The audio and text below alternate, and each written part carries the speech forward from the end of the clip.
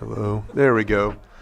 Good morning, everyone, and welcome to the April 1st, 2025 Board of Supervisors meeting, and it's not a joke. It's not a April Fool's joke, by the way. So we'll call this meeting to order here at 9 o'clock. As customary, we'll start off with a moment of silence, and it looks like we have a couple, so we'll start off with Vice Chair, and then Supervisor Sabatier, you have one as well, or two. Thank you, Mr. Chair. Yes, I'm asking the board and the public to join in a moment of silence for Kermit Knutson, a longtime Lakeport resident who passed away this past Friday evening. Kermit was a retired Pacific Bell employee. He served 25 years as a member of the Community Service Club Early Lake Lions of Lakeport, California. He was a past president of that club and the zone chairman for Lions clubs throughout Lake County. Kermit contributed greatly to our community and will be missed. Thank you. Go ahead, Supervisor Sabatier.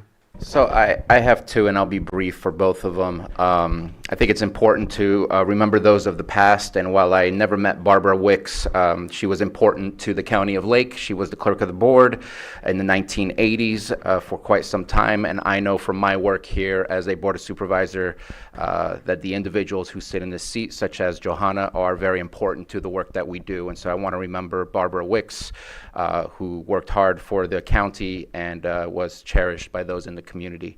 I also want to have a moment of silence. We had unfortunate disaster in Marysville where a deputy named Osmar Rodarte was shot and killed in the line of duty. He was 27 years old. He was a veteran. He was working on a narcotics task force at the time and attempting to make an arrest. While this was in Marysville, when things like this happen in our law enforcement and first responders, this reverberates to other agencies, including here in Lake County, because they do very similar work and take similar risks. And thinking of all of our law enforcement, our first responders, and also keeping Osmar Rodarte in our thoughts.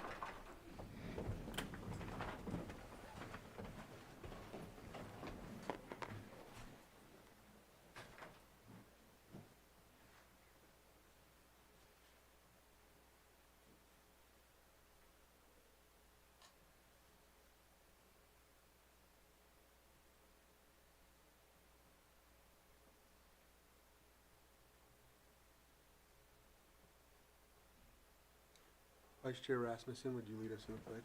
Yes. I pledge allegiance to the flag of the United States of America and to the republic for which it stands, one nation, under God, indivisible, with liberty and justice for all. Thank you. Item 4, consideration of extra items not appearing on the posted agenda. It looks like we have one. Consideration of extra agenda. Oh, go ahead, Maria. Thank you, Maria Turner, Community Development Director. The item before you, the extra item before you is an amendment to an MOU between the Lake County Sanitation District and Earth Foundries Incorporated for the mobile pyrolysis project in Middletown. I practiced that one.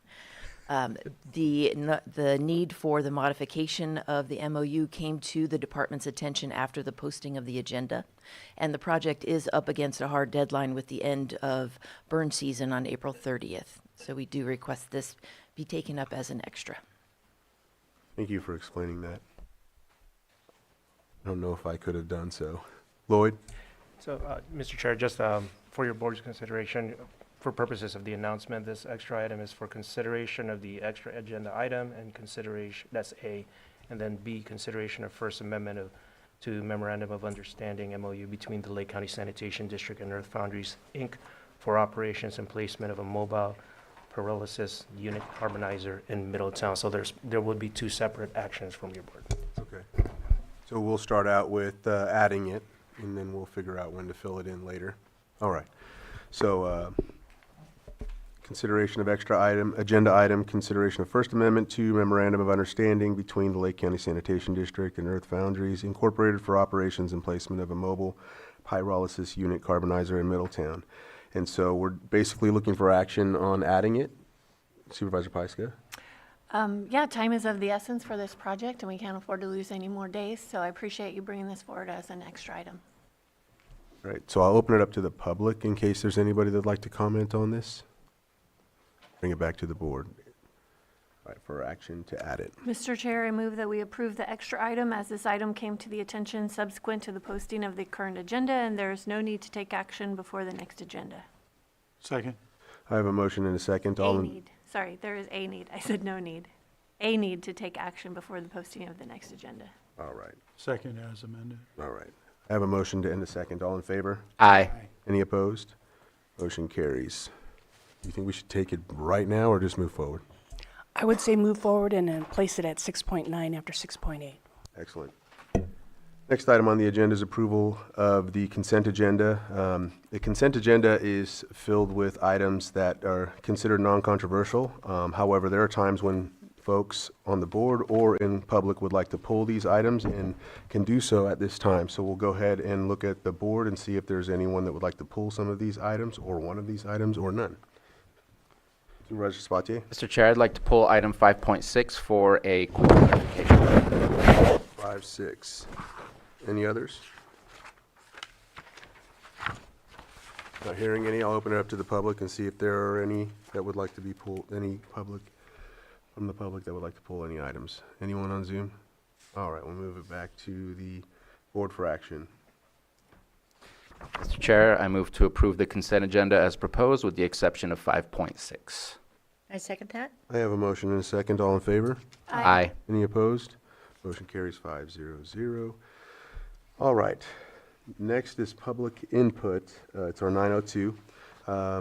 And with public input, you can come up and speak for 3 minutes. And just know that we cannot comment if it's not on the agenda. And if there is something that we can help you with, we will defer you or refer you to the proper director or your supervisor. Good morning. My name is Rachel Dillman-Parsons, Social Services Director. I am here to give a brief update on food bank cuts. You may have recently seen some coverage in the news and social media. While Social Services does not manage our local food banks, we do work in cooperation with both the Gleaners and Redwood Empire Food Bank. The Gleaners manages the TFAP, or Temporary Emergency Food Assistance Program, for Lake County, and REFB manages the Commodity Supplemental Food Program, CSFP, for Lake County, which is aimed specifically at low-income and elderly individuals. On March 21st, I checked in with both food banks because there had been rumors of cuts flying around. Gleaners didn't report any disruption as of the 21st. Redwood Empire Food Bank reported missing 7 USDA truckloads of food, and they were not sure if or when they would be delivered, the value of which was between $670,000 to $750,000. Last Friday on the 28th, USDA did announce that $500 million in TFAP food had been permanently canceled. So the USDA canceled truckloads included varieties of milk, frozen protein, canned protein, eggs, dried fruit, all desirable and preferred by people who come to our food banks for their groceries. This cut is particularly troubling given skyrocketing cost of groceries. Over 16,000 people, 25% of Lake County, and receive CalFresh benefits. Many families who would have gone to the food bank for groceries or who do go to the food bank for groceries make too much money to receive CalFresh, but not enough to put food on the table. These cuts are going to increase food insecurity nationwide. TFAP represented 20% of REFB's groceries. Loretta at the Gleaners acknowledges the cut will hurt, but Gleaners does not rely solely on TFAP. She also wished to thank our local grocery stores for participating in the Edible Food Recovery Program, which is a big help. So kudos to our local grocery stores. Food distributions will continue. The purpose of my comments today are simply public awareness. I have no ability to resolve this issue beyond advocacy, and I would encourage any Lake County residents who want these USDA food bank funding to be returned to contact your federal legislators to express that desire. I've also brought some resources for the public, some information on our outreach for CalFresh, some food resource lists. I'll leave them up here if anybody wants to grab them. I have also reached out to both the Gleaners and Redwood Empire Food Bank if they would wish to provide additional comment today if they're present. Thank you for your time. Thank you. Can I just ask that we have a presentation soon coming up, Rachel, as these things change so that we can have a discussion on it and get a little bit deeper? Thank you.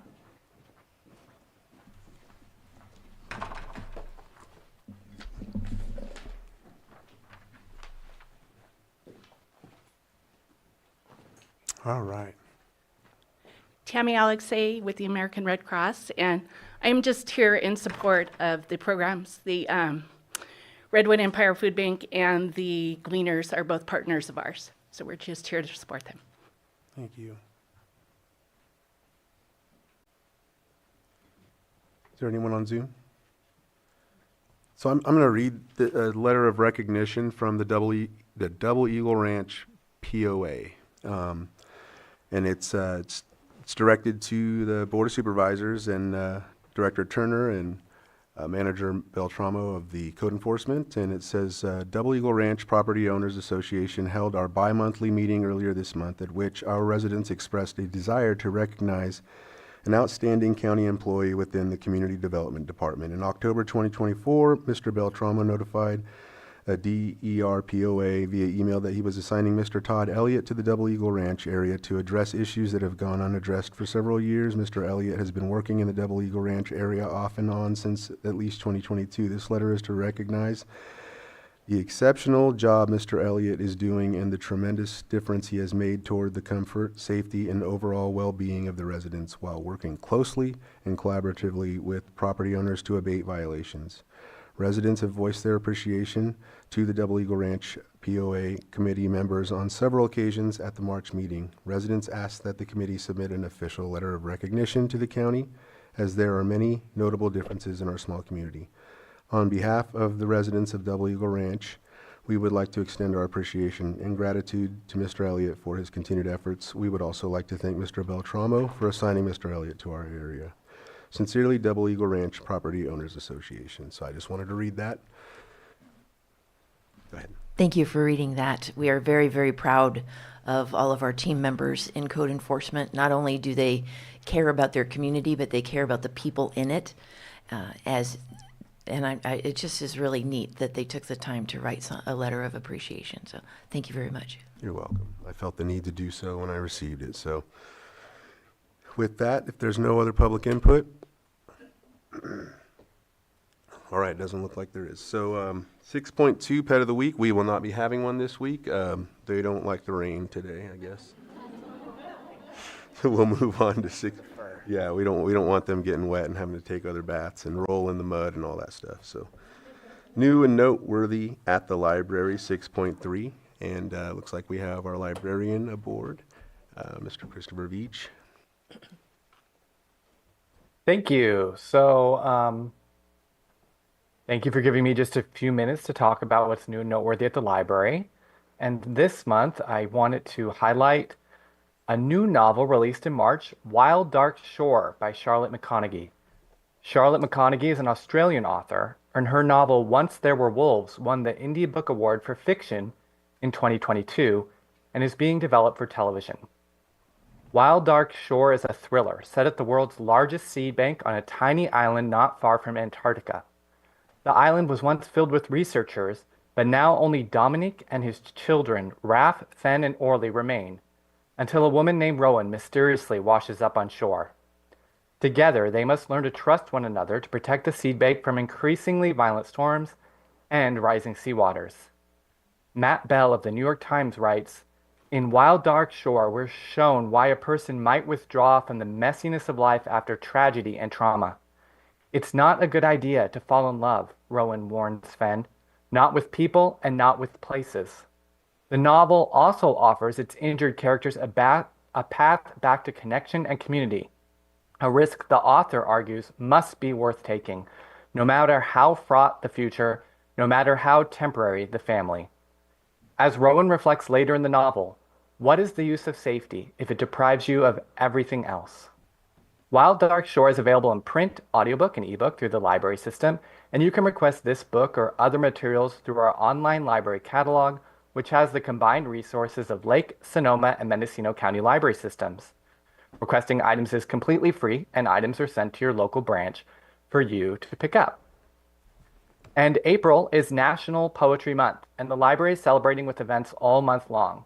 The first is a poetry event this Saturday, April 5th at 2 p.m. at the Lakeport Library, featuring Pulitzer Prize winning poet Forrest Gander. Gander won the Pulitzer Prize for Poetry in 2019 for Be With. He will read from his works as well as answer questions from the audience. Please join us for this event and show that Lake County supports the arts. We are celebrating poetry all month long, so please check out the calendar on our website for more events. Our website is at library.lakecountyca.gov, or come visit us at your local library branch in Lakeport, Clear Lake, Middletown, Upper Lake, or on the Bookmobile. Thanks again for listening to what's new and noteworthy at the library. Thank you, Christopher. Any comments from the board? Public? All right. Thank you, Christopher. Bring it back Thank to the you. board, and thank you very much. 6.4, National Poetry Month, Poem of the Week. I see we have a lineup of poets. If all poets can please come up with me. Not just a poet laureate. I see some historical figures. I think this will bleed into the next one. This one's the actual Poetry Month, and then next is the presentation of proclamation. But I think it's fitting to have everyone up. And So, Supervisor Sabatier, they do the poem first, but it's good that you stand up with them first and foremost. Yeah. Okay. Good morning. Thank you so much to the Board of Supervisors for having us. Happy National Poetry Month. The Board of Supervisors, I am Brenda Yeager, the Poet Laureate of Lake County from 2024 to 2026. And these are two Poet Laureate Emeritus here with us as well, Georgina Marie Guardado and Richard Schmidt. Excuse me, I'm about to call him Richard.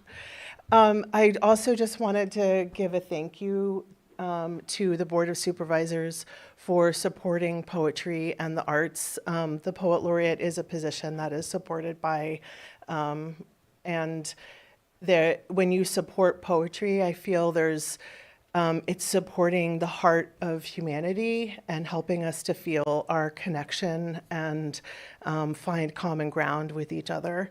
And so I just want to thank you all so much for supporting it and for inviting me here today to kick off National Poetry Month. I'm going to read a poem by Joy Harjo. She is a Muskogee Creek, from the Muskogee Creek Nation. She was our National Poet Laureate from 2019 to 2022, and she was the first Indigenous poet to hold the position of the National Poet Laureateship. She is a beautiful force. And so I'm going to read from her poem, Conflict Resolution for Holy Beings. And I'm going to read it's a longer poem. I'm just going to read two parts of it. It does have an epigraph, which is a note about what inspired it. And this is the epigraph. I am the holy being of my mother's prayer and my father's song. And that is from Norman Patrick Brown, Dene, poet and speaker. And this is Conflict Resolution for Holy Beings, Part 1. Set conflict resolution ground rules. Recognize whose lands these are on which we stand. Ask the deer, turtle, and the crane. Make sure the spirits of these lands are respected and treated with goodwill. The land is a being who remembers everything. You will have to answer to your children and their children and theirs. The red shimmer of remembering will compel you up the night to walk the perimeter of truth for understanding. As I brushed my hair over the hotel sink to get ready, I heard, by listening, we will understand who we are in this holy realm of words. Do not parade, pleased with yourself. You must speak in the language of justice. Joy Harjo. Thank you.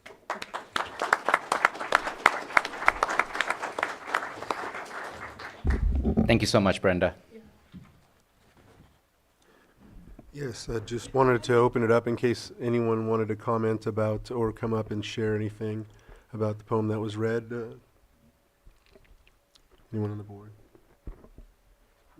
All right, we'll move on to our next item, which is 6.5, presentation of proclamation designating April 2025 as Poetry Month in Lake County. Supervisor Sabatier. Finally my turn. I kept trying to come too early. Thank you so much, and thank you all for being here. Thank you, Brenda, for reading your poem. Today we have a proclamation designating the month of April 2025 as Poetry Month in Lake County. Whereas National Poetry Month was launched by the Academy of American Poets in April 1996 to celebrate the integral role of poets in our culture and that poetry matters. And whereas National Poetry Month has become the largest literary celebration in the world, with tens of millions of readers, students, K-12 teachers, librarians, booksellers, literary event curators, I can't speak today, publishers, families, and of course, poets, marking poetry's important place in our lives. And whereas the County of Lake recognizes the contributions of poetry and literary arts for enriching the literary and cultural attributes of society. And whereas the County of Lake acknowledges the relationship between poetry and political freedom in the exercise of free speech in forms recognizable by people all over the world. And whereas the County of Lake recognizes that poetry represents one of the most enduring forms of expression and contributes to the historical continuity of civilization. Now therefore be it proclaimed that the Board of Supervisors of the County of Lake does hereby designate the month of April 2025 as Poetry Month in Lake County, passed and adopted this first day of April 2025, and signed by our Board Chair, Supervisor Crandall.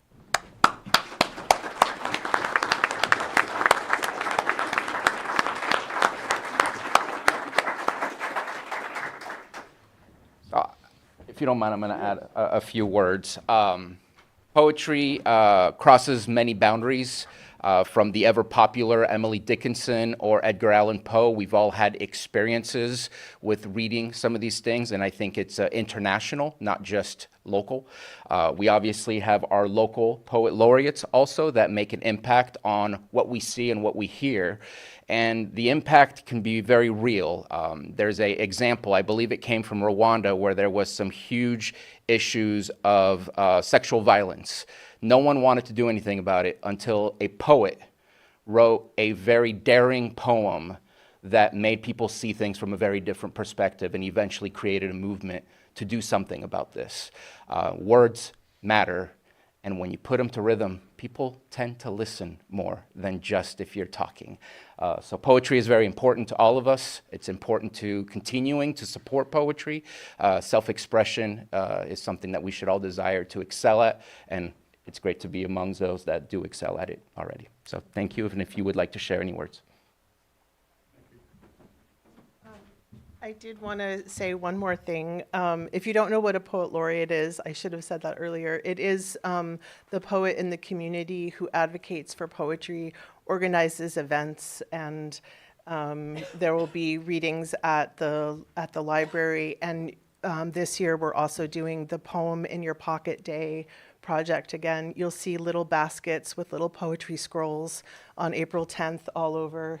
And we'll have some here in the lobby as well. So please take a poem and share it with a friend. And I also want you to know we are currently looking for our Youth Poet Laureate, which is a national program If you know Amanda Gorman, who spoke at the inauguration of President Biden, we here in Lake County, we're starting a program. So if you know any youth who write poetry or interested in poetry, please have them get in touch with us and apply to be the Youth Poet Laureate. So hopefully next year, we'll be here with our next Poet Laureate and our first Youth Poet Laureate. You can go to there's a Facebook page, the Lake County Youth Poet Laureate Facebook page, or you can contact me through my website, which is brendayeager.com. So, thank you.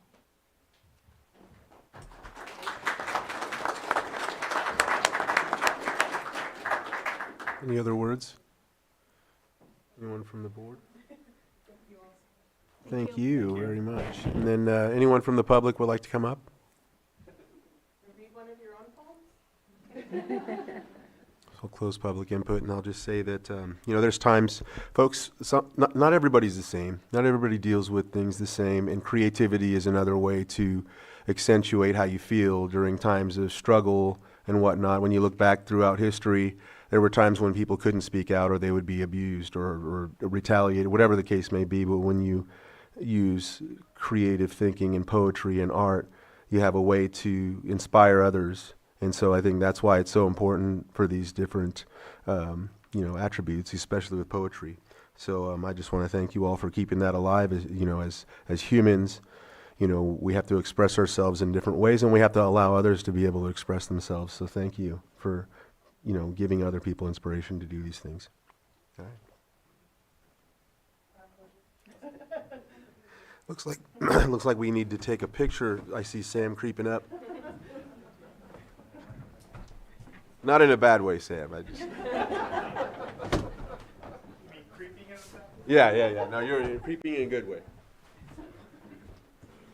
Moseying up. How about that? We'll use that. Yeah.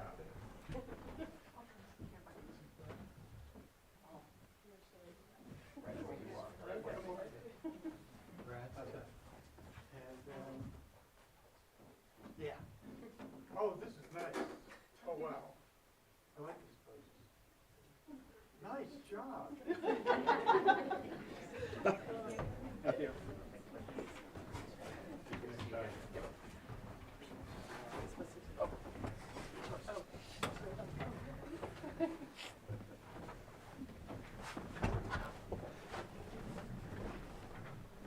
All right.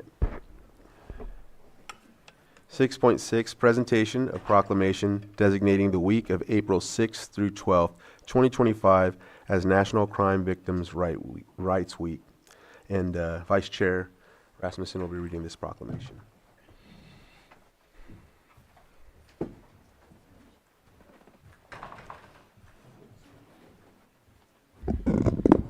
Anyone who helps with victim services, please come up. The Cape Crusaders.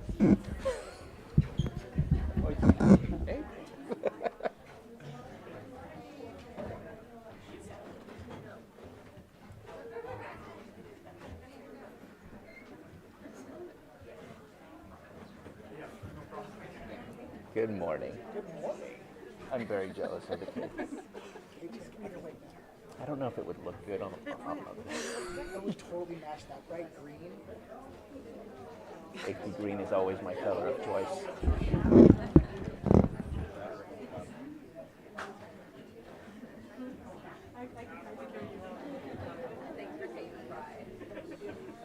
How you doing, Victor? Good. Yeah, you too. If you want to climb up, I'll make some room. Here. Come over here. Hi. Here, we'll switch. Augie, you go right here.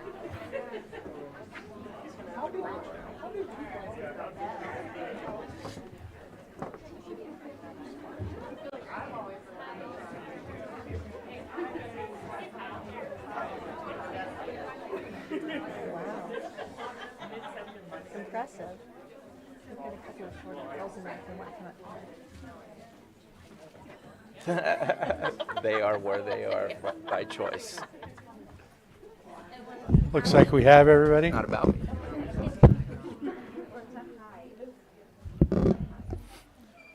a proclamation designating the week of April 6th through 12th, 2025 as National Crime Victims' Rights Week.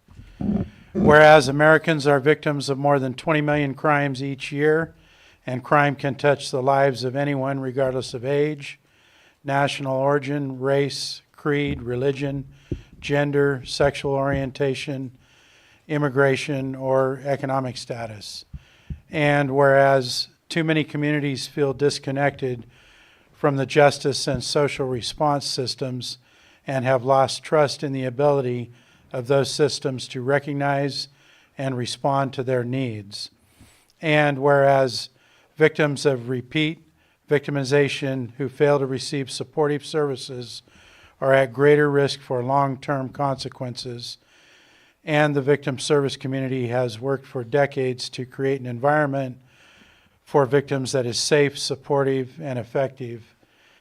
And whereas the Victim Witness Division of the District Attorney's Office in Lake County serves crime victims daily, providing assistance and support for a variety of needs. And whereas the Victim Witness Division, along with state and federal agencies, is working to improve services to crime victims and to enact laws that ensure fair treatment for all victims of crime in Lake County and throughout California. Now, therefore, let it be proclaimed that the Lake County Board of Supervisors does hereby designate the week of April 6th through 12th, 2025, as National Crime Victims' Rights Week, and expresses their appreciation for those community members, victim service providers, criminal justice professionals who are committed to improving our response to all victims of crime so that they may find relevant assistance, support, justice, and peace. Passed and adopted this first day of April 2025 and signed by our chair, E.J. Crandall.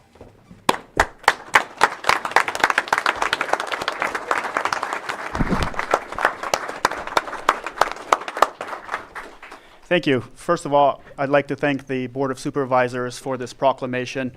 National Crime Victims' Rights Week is officially next week, but it is a week to bring awareness to victims not only nationwide, but also to Lake County. As you can see, all of these people behind me for Lake County, they all stand here very dedicated to serve the victims. So if you are a victim, please feel free to reach out to us. There's a lot of support here, and there are a lot of people who want to help. So thank you.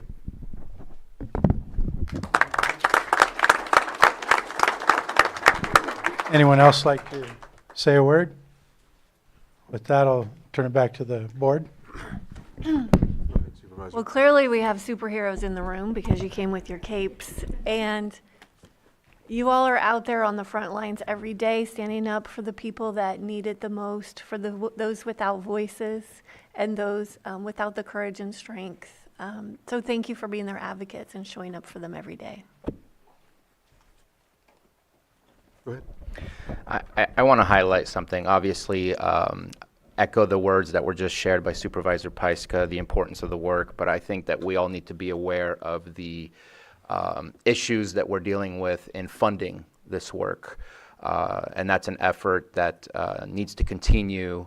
It's been already transferred over from the feds to the state without knowing what the long-term remedy is. And we all look for public safety in our streets, and the only way we can get bad people off our streets and given the help that they need and hopes to rehabilitate is to give that comfort and that safety to victims to be able to be a witness, to provide evidence. And so this is not only important work, but it's important that we also continue to advocate for the funding needed to make this work continue, or else it will be very difficult to endure the public safety that we're trying to have. So thank you so much for everything that you do. I'd like to thank you as well. A lot of the folks that are our victims, they can't be here to see all of the people that are here to help them throughout the county. There's a situation where there was complaints in one of the areas of my district, and we went out to go see this area so we can give the address. And the people that lived in the area were afraid to come out and tell us because of retaliation and because of the area. And that once we leave, or once the sheriff leaves, or once anybody leaves, they're going to go and and victimize them even more. And so it's really tough because at times law enforcement, all of you, your hands are tied, you know. And so I just want to call out to anybody watching, anybody here, that you know, we have to help each other. We have to, if you have a voice that can help for some of these folks, please help. You know, I know at times we get cynical and we say, well, you know, some people do this and it's unfortunate, but well, they put themselves in that position. Well, it's going to keep happening, and these folks that victimize people get more emboldened. So if you can help, we have to, in essence, do a lot of this on our own. For some reason, our law enforcement and you all funding, it's all put in a position where it's like a hand is tied behind our back. So we have to kind of do this on our own as people. So, you know, I just want to say that. Okay, I'm going to just echo what my other colleagues have mentioned, and I want to say thank you from the bottom of my heart for all of you, to all of you. Thank you. Is there anyone from the public that would like to comment? All right, anyone on Zoom? All right, Sam, I think we're ready. Okay. I get to stand next to the superhero.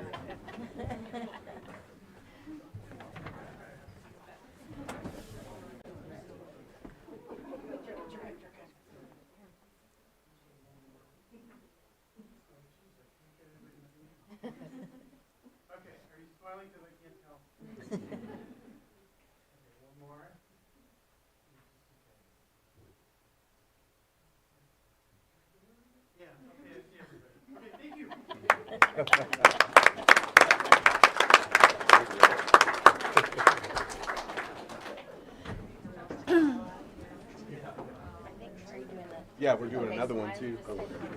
So with that, it looks like we have another proclamation that's very, I think, in the same wheelhouse. 6.7, presentation of proclamation designating the month of April 2025 as Child Abuse Prevention Month. And Supervisor Pyska is going to read this proclamation. And so it looks like many of you are here for this one as well. So.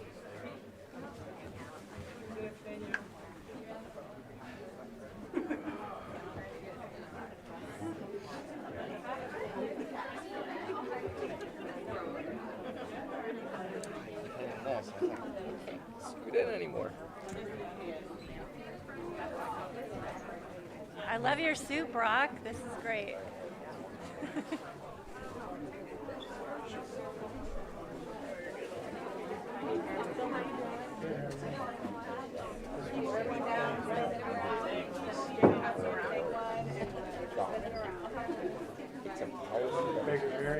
Oh, yeah. Thank you. That's what I That the saw Board of letter. Supervisors have ever approved that rather than just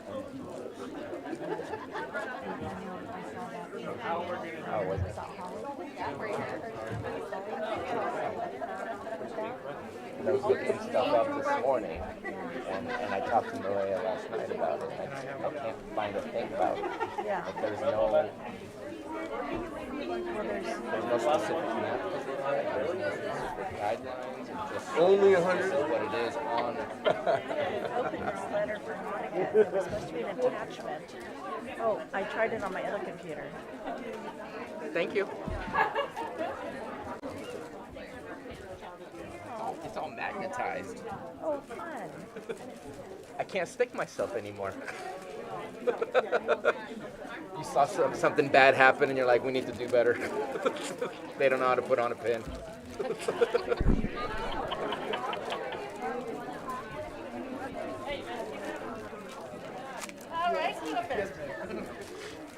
I couldn't open it from my other computer, but I opened it. All right, we're starting April with the biggest pinwheel garden in the county today. Proclamation designating the month of April 2025 as Child Abuse Prevention Month in Lake County.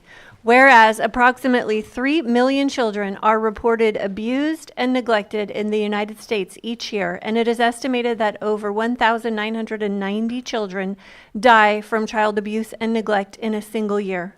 5 children die every day from child abuse. 66.1% of all child fatalities were younger than 3 years old. 81.8% of child fatalities involve at least one parent of the children who died. 76.4% suffered child neglect, and 42.1% suffered physical abuse, either exclusively or in combination with another maltreatment type. And whereas child abuse prevention is a community problem, and all citizens should become more aware of the effects of child abuse and its prevention, and finding solutions depends on the involvement of the people throughout the community.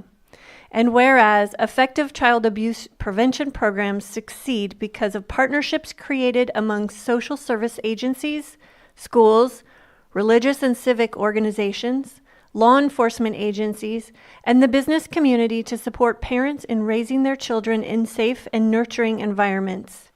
And whereas current local initiatives to prevent child abuse include a county-wide collaboration between Lake County Children's Council and Build Resilient Lake County, produce a comprehensive prevention plan, Adverse Childhood Experiences, ACEs, Overcomers Education, the Nurturing Families Program, Abriendo Puertas, Positive Indian Parenting, Differential Response, Redwood Community Services, and Lake County Office of Education Wraparound Services, Motherwise, Lake County Tribal Health Home Visitation Program, County of Lake Home Visiting Program, Lake County Lake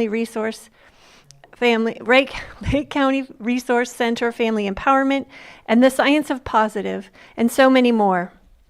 Whereas events being held for the month of April this year are the Pinwheel Garden Challenge, Children's Festival and Advocacy Walk, Children's Memorial Flag, as well as child abuse information will be shared through different media for over a month. Other events recognizing April as child abuse prevention will take place later throughout the year. Now, therefore, be it proclaimed, the Lake County Board of Supervisors does hereby proclaim April 2025 as Child Abuse Prevention Month in Lake County and calls upon its citizens, community agencies, religious organizations, medical facilities, and businesses to increase their participation in our effort to prevent child abuse, thereby strengthening the community in which we live. Passed and adopted this first day of April 2025.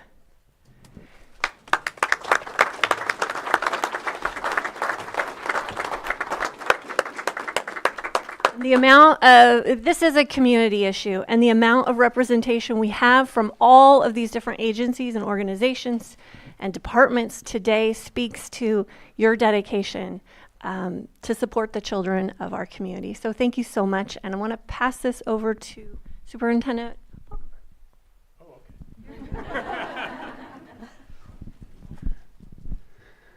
Well, children are the future. They're the future of this county. They are the future of this state. They are the future of this nation. And assuring that they all have opportunities to thrive is what we all do every day. And part of that means eliminating abusive situations for them. So all I can say is thank you to everybody on the podium here. Thank you to everyone at the dais up there, and thank you to everyone in the room for all of the efforts that we all engage in every day to assure that children have safe, thriving environments to live in. I think there are a couple upcoming events. Do you want to make sure that we put that out there? You're always the voice. I'll be the voice, yeah. I'll head on this way. Welcome back, everybody. Thank you guys so much for putting on this proclamation. One year I would really like to say that we don't have to do this proclamation because we have ended child abuse. So that's ultimately, I think, everybody's goal here. But for now, we'll stick to recognizing Child Abuse Awareness Month. As you can see with the amount of people up here, this impacts everybody, and we would all love to see it end. So April is National Child Abuse Prevention Month in the United States, and this is an annual observance dedicated to raising awareness and preventing child abuse and neglect. It aims to raise awareness about child abuse and neglect and to promote community efforts to support families and prevent child maltreatment. This was also actually designated in April of 1983. We won't talk about how long ago that was. The theme for this year throughout the United States is Powered by Hope and Strengthening by Prevention, which emphasizes the importance of proactive efforts that support families, strengthening communities, and ensuring all children have the opportunity for a bright future. So this year our theme is Be a Hero, in case you haven't noticed our capes. So we are being a hero for ourselves and for everyone, because it takes everybody to be a hero in order to prevent child abuse. We are, of course, doing the blue pinwheels to symbolize health, happiness, and full childhoods that all children deserve. We do have many events that are taking place. We, of course, have the proclamation this morning. We have a proclamation this evening at the city of Lakeport. We have a little bit later, we have raising of the flag, which will take place at Lake Family Resource Center. We have another one this afternoon that will be at Lake County Probation. Then at the end of the month, we will have the closing ceremony, raising of the flag. It's the closing ceremony. Yeah, that will take place at the Lake County Sheriff's Office on April 25th. We have our children's festivals. We have on April 12th, we'll be at the park here in Lakeport. And then on April 26th, we have the Austin Park in Clear Lake. Throughout the month of April, there are placemats with winning art contests that will be displayed at Taco Bell in Lakeport, Judy's Junction, Pogo's in Kelseyville, Grandpa's Cafe, Barbecue by Biscotti, Subway in Clear Lake, and Cabo's. And we're also encouraging everyone to wear blue on Fridays in honor of children. Talk about the raising of the flag? What the flag is. The flag is for the missing child. So when you see the flag displayed up at LFRC, or is it staying at probation? You'll see them throughout the month. There is 1, 2, 3, 4. There's 5 children that are in blue, and then there's one that's in white, and that is the children that we have lost from child abuse. So it's kind of just a symbolization to recognize that we have lost children and that we're working our best to end that. Yes. Add one thing. We do have the ability to put non-official flags on the courthouse. So we'd be more than, I mean, I'm just speaking for myself. I think the rest of the supervisors may agree that that would be an appropriate place to also hang the flag. We might have an extra flag we can hand out. Thank you. Is there anyone else that would like to speak? Oh, sorry. Good morning, Rachel Dillman Parsons, Social Services Director. Just a few brief remarks since we work in partnership with everybody here. Child Welfare Services recognizes every child deserves a life free from harm and neglect and abuse. We serve about 1,200 referrals for child abuse or neglect annually. About 70% of, let me pull up my stats. 70% of those reports involve neglect, which is often associated with substance abuse. Methamphetamine, fentanyl, and opiates are a problem with our newborns that we are aware of and attempting to address. And currently we have 85 Lake County children in out-of-home placement due to abuse. So it's crucial to understand that abuse and neglect is preventable, and all communities benefit when our children and families are well supported. When we invest in families, before crisis happens, we create a ripple effect of positive help. And that's what we're all here to do today, is support those families in partnership. So for our parents and caregivers, I urge you to seek the support you need. Don't hesitate to reach out. And for our community members, if you see something, say something. Let's keep our kids safe. You can give us a call 24/7 at 707-262-0235. So be a hero, Lake County. I love the theme. And also thank you to Samantha and her team for the capes. Anyone else? Okay. Anyone from the board? Vice Chair? Yes, I just wanted to say, prior to this job, I spent 35 years in law enforcement in this county and unfortunately had to deal with many child abuse and neglect cases. But I had the opportunity to work with all of these organizations. Lake County has very committed organizations that are collaborative and very supportive and out here trying to care for the community. So I really appreciate that, and thank you, everyone. Supervisor Sponte? Can't help but be saddened every time that we bring this to the board. But in that sadness, I do appreciate being surrounded by so many people who are trying to make that change. So thank you for all the work you do. You are that hope that we want our children to see, who are unfortunately experiencing an atmosphere where that hope is not instilled in them already. So thank you. Supervisor Owen? Go ahead. You sure? Yeah. All right. No, thank you for all the work that you do. I know it's, again, like I said, a lot of it in the last proclamation.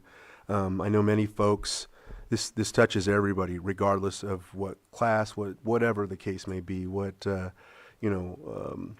ethnicity. There's always a situation where this takes place. And so there's not enough people that can handle this job, right? There's not enough people that can do this work.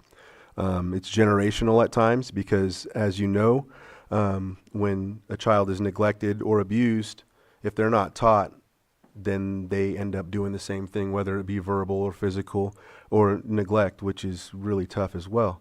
So I've seen and learned and studied my family's history and come from that. A lot of, boarding schools, inflicted abuse on my ancestors. And with so, there became neglect, shame, and all of those things. But that doesn't just go in through Native American, history as well. It goes through all sorts of different backgrounds. So just be cognizant. Everybody has a story. Everybody has a history. And this touches everybody some way, shape, or form. So thank you for the work. Thank you for coming forward and showing your support and how proud you are for doing the work. And I'm glad that we get to be here and honor you in this way. Is there anyone from the public that would like to say anything on Zoom? Yeah? No? All right. Well, I think Sam has everything ready.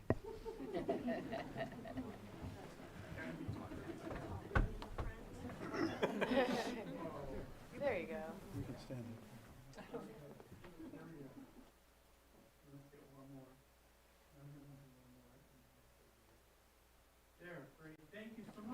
All right. Go ahead and take a short break until 10, and we'll come back then. Looking in the distance, fighting crime. That's the picture I need to see before the end of the day. We got you. Giving you a task. I have one of me, Ryan Martin, and Anita Grant doing that. We went to like a frog jump contest at social services. Nice. They gave us capes, and I'm like, we can't leave without this. We gotta do this. We gotta do this.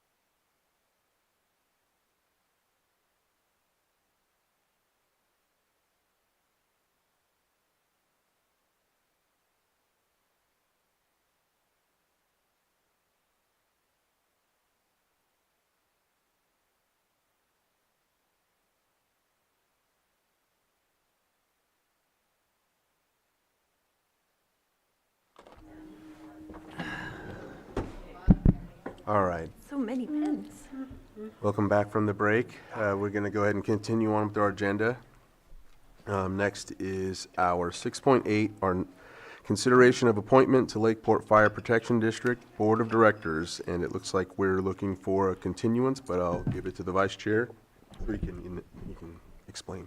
Thank you, Mr. Chair. Last week, the Fire Board did an extensive interview process and recommended a candidate, which I agreed with. However, that candidate withdrew from the process after 10 p.m. last night. So I feel it's beneficial or important to refer it back to the Fire Board to see if they wish to recommend one of the additional remaining candidates before we do a final consideration. So I'm asking for a continuance to a future date, time certain, but not next week, but after that, hopefully within the following couple of weeks. All right, any comments from the board? I'll open it up to the public if anybody would like to discuss this further or has a comment. Anyone on Zoom? All right, with that, we'll go ahead and bring it back to the board and look at a date to be determined. And so we'll address this at a later date, and we'll just figure out when you'll talk with the board and set that up, right? They have a meeting next week on Tuesday evening, so I would just request that it be after the date of next week's meeting here. Okay. Then we'll look at that. It could be maybe further out, but that's okay, whatever. Yeah. All right. With that, we'll close this item and move on to our 10 a.m.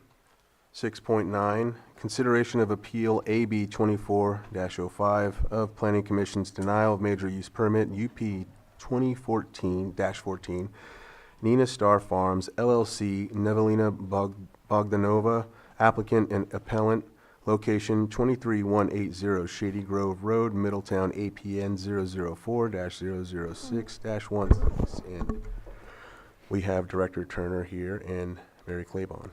Good morning, Mireya Turner, Community Development Director.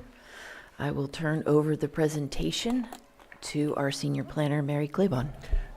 Mr. Chair, if I may. Yes, please. With this being a public hearing, your board may want to swear in witnesses both in person and whoever is in Zoom. Yes, thank you for that. Johanna, if we can do the swearing in, and anybody online, if you can turn your camera on or raise your hand or something of the like so we can get a confirmation that you're swearing in. And also in the chambers, if you're here on this item, please swear in if you're going to talk or have a comment about this. Hold on, my computer decided to just restart right now.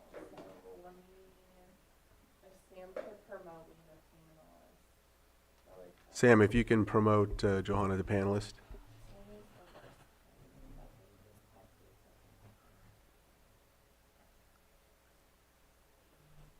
Oops. No, I told him he should be doing it right now.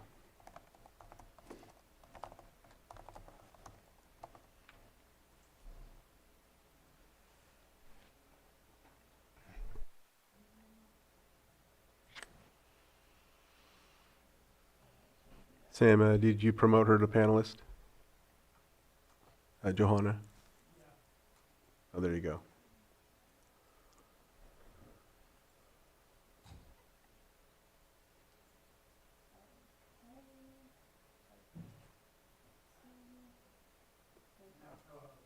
Okay.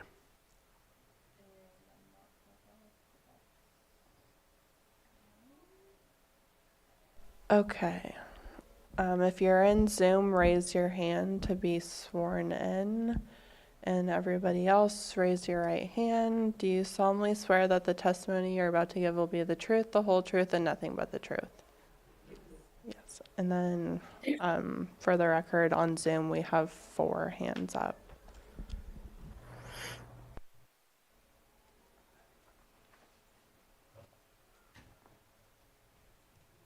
All right.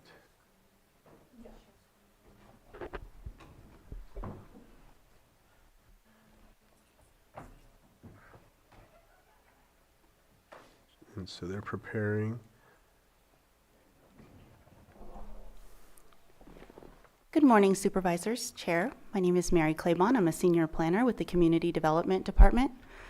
Today for your review is AB 2405, an appeal of UP 20-14 and IS 20-16, Nina Star Farms, applicant Nina Bogdanova. The applicant and consultant and their legal counsel are present in the Zoom room today. And they have also prepared a presentation for your consideration, should you wish for them to move forward with that.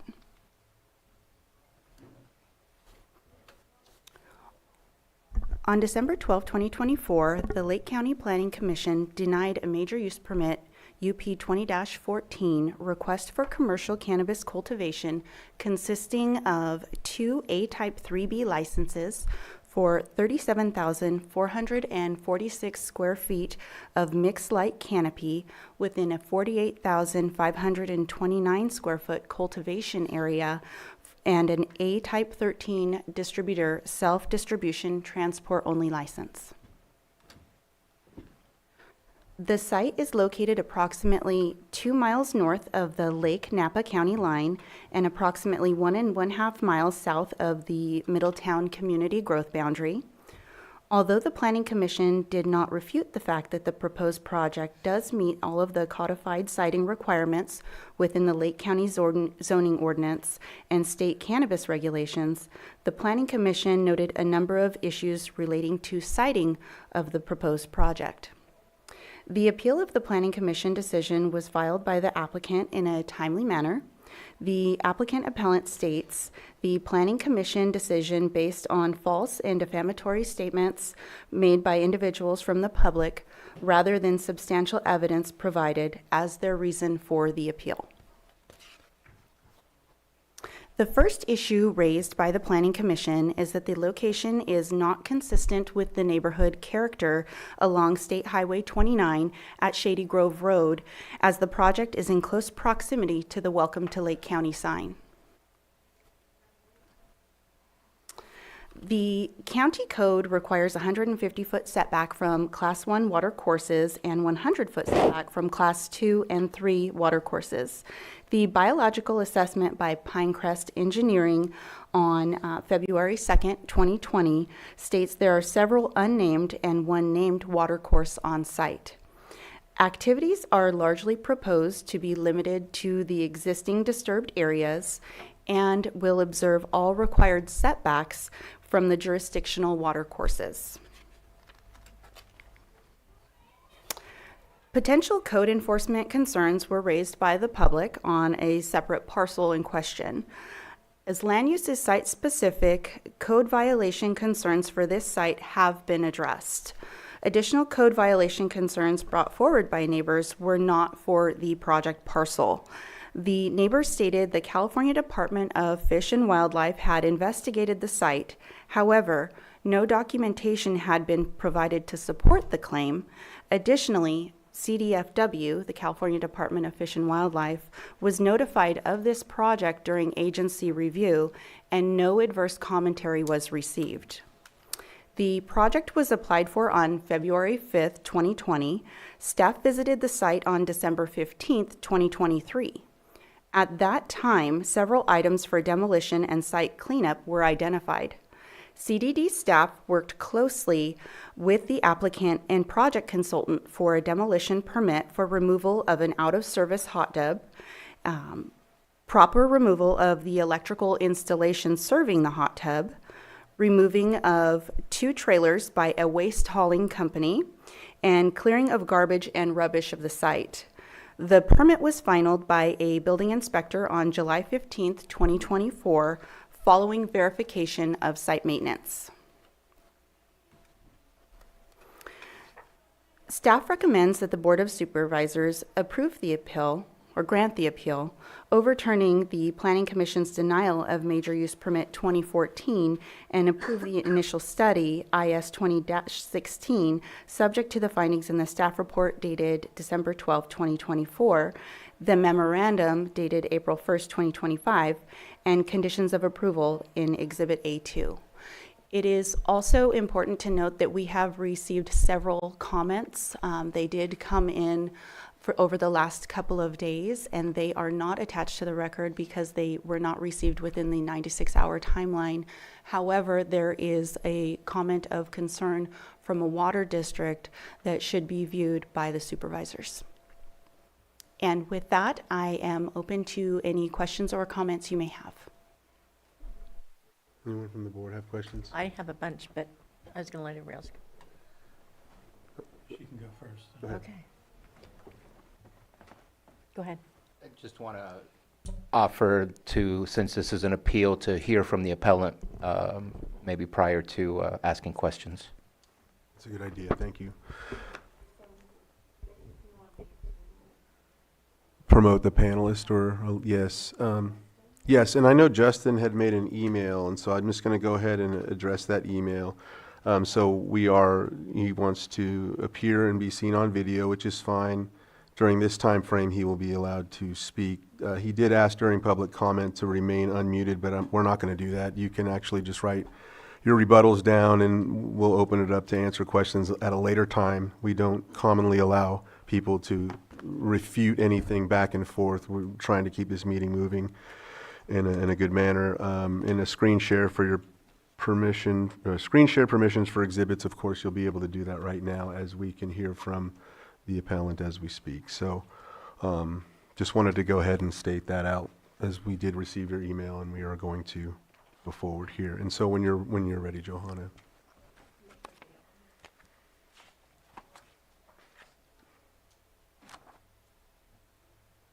Whenever you're ready, sir. I'm sorry, I thought you were speaking to Johanna. I was waiting for my turn.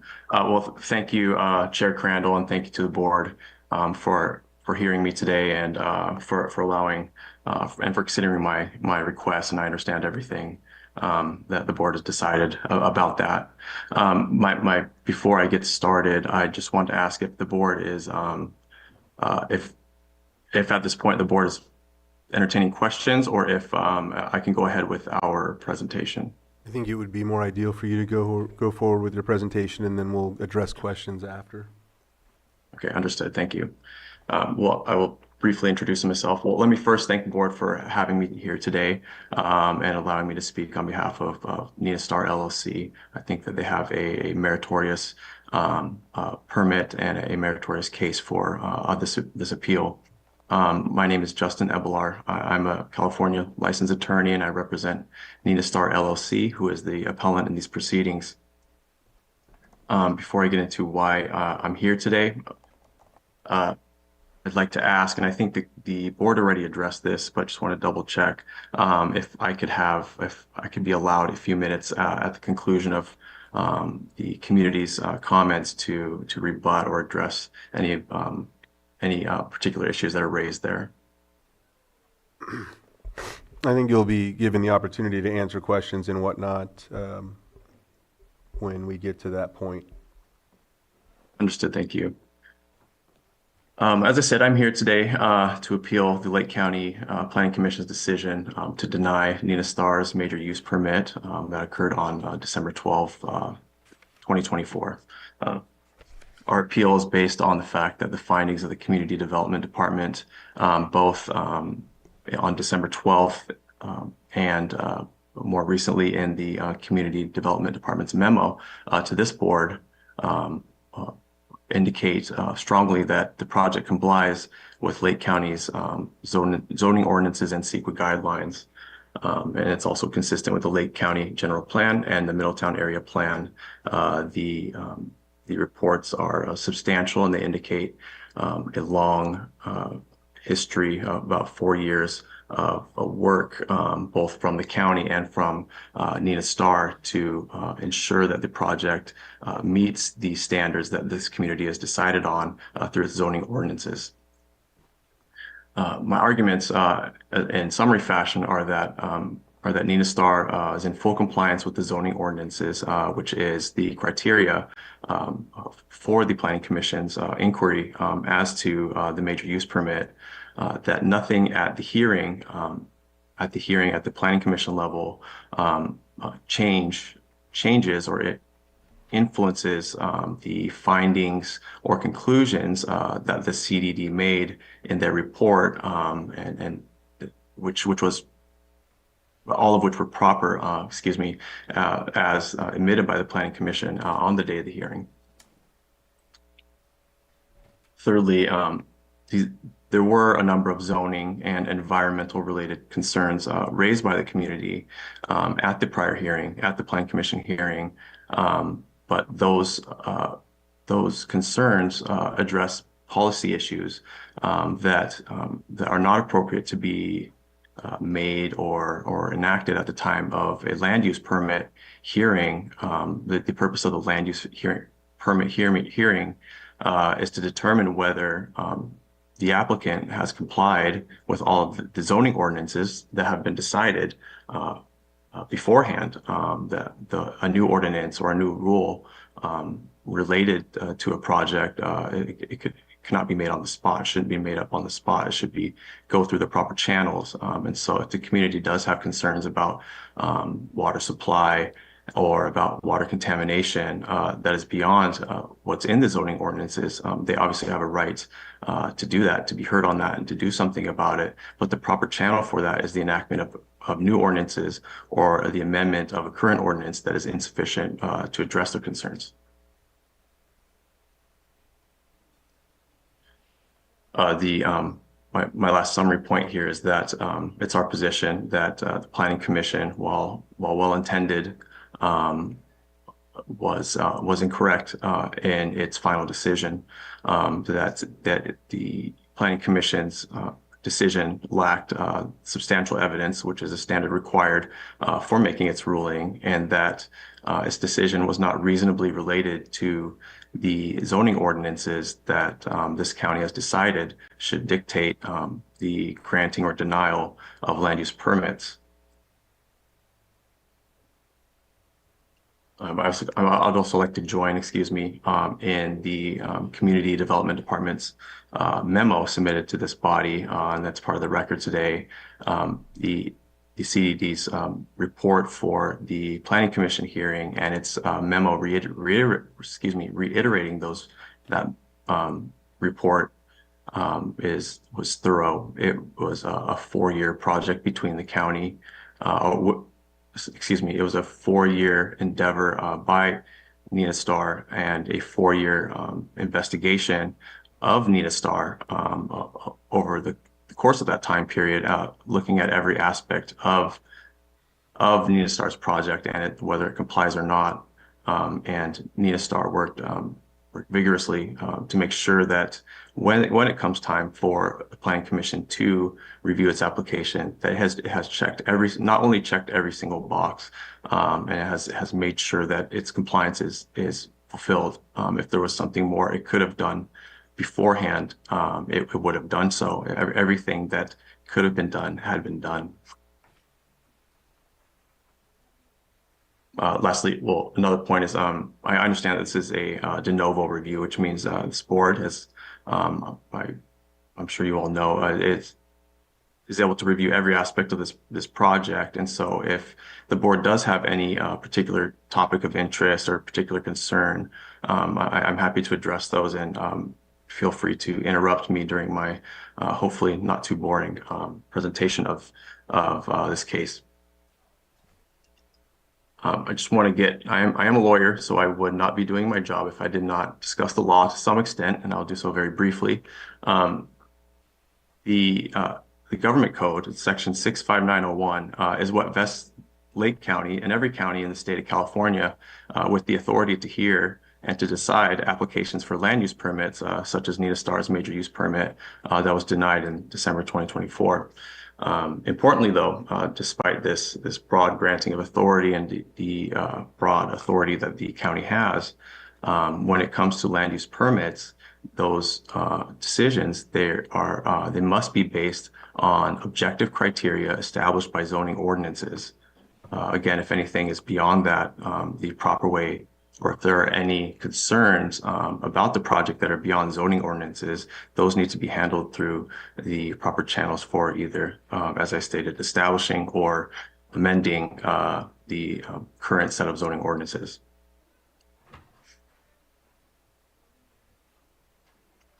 Going back to fleshing out my first argument here, the project submitted to the county by Nina Starr, it complies with every ordinance, the general plan, the Middletown area plan, and CEQA, and those findings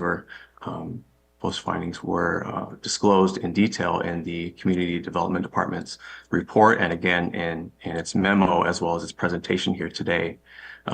As I stated, it was a 4-year endeavor where Nina Starr had worked closely with the county, had received the county's concerns and corrections or findings of things that needed to be changed about the project. And Nina Starr took the efforts to listen to those and to bring the project, make sure the project is in compliance before the application is heard by this body.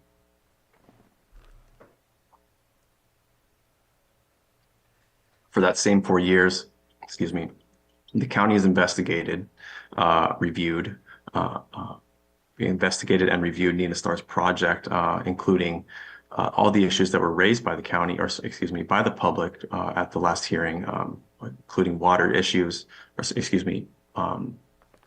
compliance with ordinances related to the use of water, about contamination of water, and all the other concerns brought up by the county. Those were all addressed in a 4-year investigation where the county had worked with local agencies and had worked with Nina Starr itself to make sure the project does comply with those ordinances before, as I said before, the matter was heard. At the conclusion of those 4 years, the Community Development Department, in the most concise terms, issued a glowing report of the Nina Starr project, not only concluding that Nina Starr was in compliance with zoning ordinances, with the general plan, with the Middletown plan, but also describing in detail how and why, what basis they had for making those conclusions. The Planning Commission adopted those findings as part of its final decision. It didn't dispute them. As I'll get into later, I think the Planning Commission's decision was influenced by concerns for the community, which it should be, but I think those community concerns were beyond the scope of the inquiry for the application hearing, So in principle, if the Community Development Department has reviewed every aspect of this project, if they have reviewed the zoning ordinances, they've reviewed compliance with CEQA, compliance with zoning ordinances, and compliance with the plan, and they've determined, based on substantial evidence, that the project does comply or complies with the implementation of a mitigated negative declaration, then in principle, the only circumstances that could change those conclusions at the hearing would be if public comment raised a new issue or submitted a fact that was substantiated that would change those decisions. And I submit to this body that no such thing occurred. The public comment in December of 2024 did raise a number of issues, and unfortunately, some of them were false. I would describe them as I have stronger words for that, but I will say they were false. There was no evidence to support them. I'll give some examples, and I can walk this body through some of the particulars. For example, the public raised the issue that Nina Starr, or alleged that Nina Starr, had been cited by Fish and Game. They had been red tagged, that they had assaulted a person, that they were diverting water, illegally diverting water, illegally pumping water, and speculating as to the future, as to Nina Starr's intentions to comply with the laws if it's granted a land use permit. The County Development Department, following that hearing, as instructed by the Planning Commission, investigated those Fish and Game citation allegations and determined that there are none. The Fish and Game confirmed that. there's been no evidence of the red tags. There's been no evidence of criminal behavior or of the diverting water or of illegally pumping water. And Nina Starr vehemently denies those allegations. And I think this body will find that there's no evidence to support that, and that I won't comment on the motivations. There's could be many reasons for making those, including genuine belief. But the facts are that none of that conduct occurred. It's just unfortunate for Nina Starr that they spent 4 years putting the project together, and that if the Planning Commission's decision was influenced or based on those allegations, it is unfortunate and unfair to Nina Starr. Some of the other public comments at that December hearing included concerns about the availability of water, contamination of water. Those are legitimate concerns, of course. And those concerns are the exact reason why the government code granted authority to the county to enact its zoning ordinances, so that when issues such as water shortage or water contamination arise in a community, that they can be addressed, that an ordinance can be created that addresses the problem, mitigates it, or eliminates it by creating a regulation that requires companies like Nina Starr to comply with it. And that's the system we've had in place forever. So Nina Starr has relied on that system, reviewed the zoning ordinances, along with the county's review of the zoning ordinances, and made sure that as it stands right now, it has met the standards that the community decided upon for water shortage, water contamination related issues by enacting those zoning ordinances.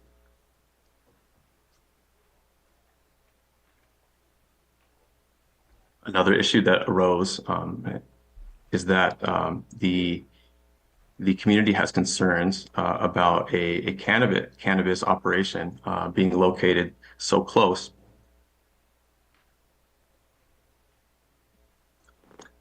to the Lake County's welcoming sign. And like everything else in this project, Nina Starr worked closely with the county to address that concern beforehand. They agreed to a 500-foot setback and submitted a plan to show that the only building visible from the highway or from the road, is one building, and that building is modeled after a barn.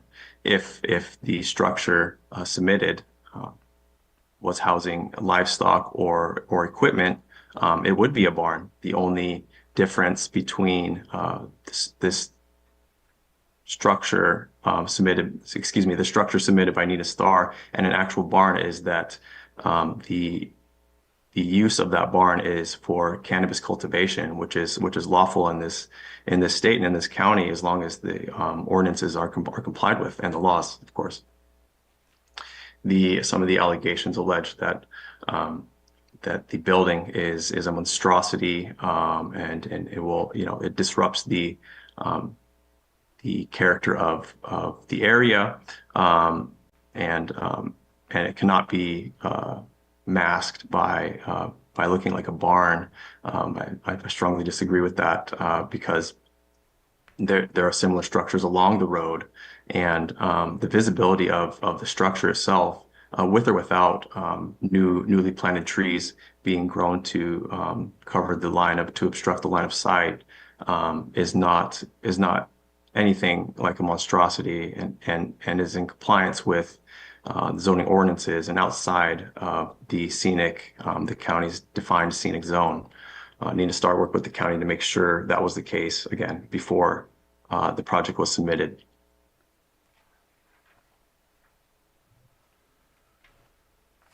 I've submitted an exhibit to this body, and I believe it's available on the agenda for the public to view, that goes over the approach, both from the highway and from Shady Grove, to illustrate that the structure is set back, that any other structures beyond the one are outside of the view from the highway, and that the one structure that is in view of the highway is set in a manner that is not disruptive to the community, does not in any way indicate that there's a cannabis operation or a cannabis business conducting business there. It is an innocuous looking structure that does not disrupt the character of the community, nor violate any the scenic zoning ordinance or any other ordinance for that matter. And if the board will indulge me, I'll present that exhibit for everyone here today, as well as the public. So how much more time do you need? There's still a few matters to address. I would say I'm about halfway through, Mr. Chair. Can we get, you're doing the presentation right now, right? I am, and I can, you know, if we can forego the walkthrough of the exhibit since it is in the file, and the board obviously has access to that at any time, and they can go through it on their own. And I can, if the board wants to give me a time frame, I can see if I can fit everything that's important into that window.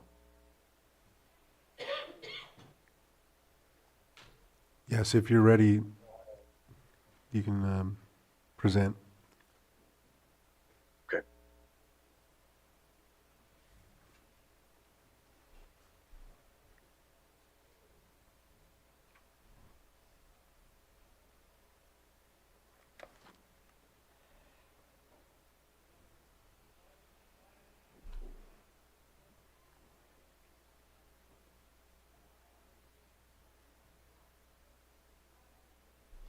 I hope that on the screen, the board and the public here today can see the Nina Star's site plan. Please let me know if that's not what's appearing. This is the general site plan this is the site plan, excuse me, that's been submitted by Nina Star and that's under consideration by the county today. I have cut out the portion where that shows the structure that's viewable from the highway and the road, and outlined how far away the project is, excuse me, the structure is from the road, that it's outside of the 500-foot scenic setback, and that any other structures, such as the ones behind it here, are blocked by a tree line. And you'll see that'll become clear in the following slides. So this is the approach northbound from the highway, and we have indicated with red X's where the project could be seen coming from this approach. So the project is set back, as everybody knows, 500 feet under a set of power lines that's substantially far away from the highway and substantially far away from the road as well. It's in an obscure area that's generally out of the field of vision for drivers, and to the extent it is visible, it is consistent with the character of the neighborhood, because but for the activities that take place inside of it, its character is of that of a barn. Coming further down the road, you can see that trees, even the trees that are naturally there already, they obstruct the view, and that the setback is far away. Continuing down the road, just for everyone to see how far away and how limited its impact is on the scenery. In fact, it's in line with other structures that have been on their property, on other properties for some time, and are assumingly permitted by this county. Coming from Shady Grove, the project is still, as you can see, substantially far away from the field of vision for drivers going through this area. There's naturally trees there, and if allowed, Nina Star would plant more trees to further limit the view of its structure.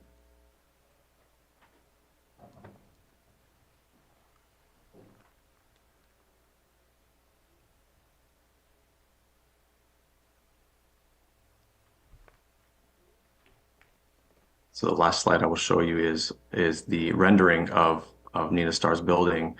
As you can see, painted red and white, solid walls with trees obstructing the field of view if the county allows for that. And its impact is minimal at best, and the extent that Nina Star has gone to in hopes of satisfying the community and of satisfying the county, that it will not change the character of its neighborhood, and that it will not impact the reputation of the community.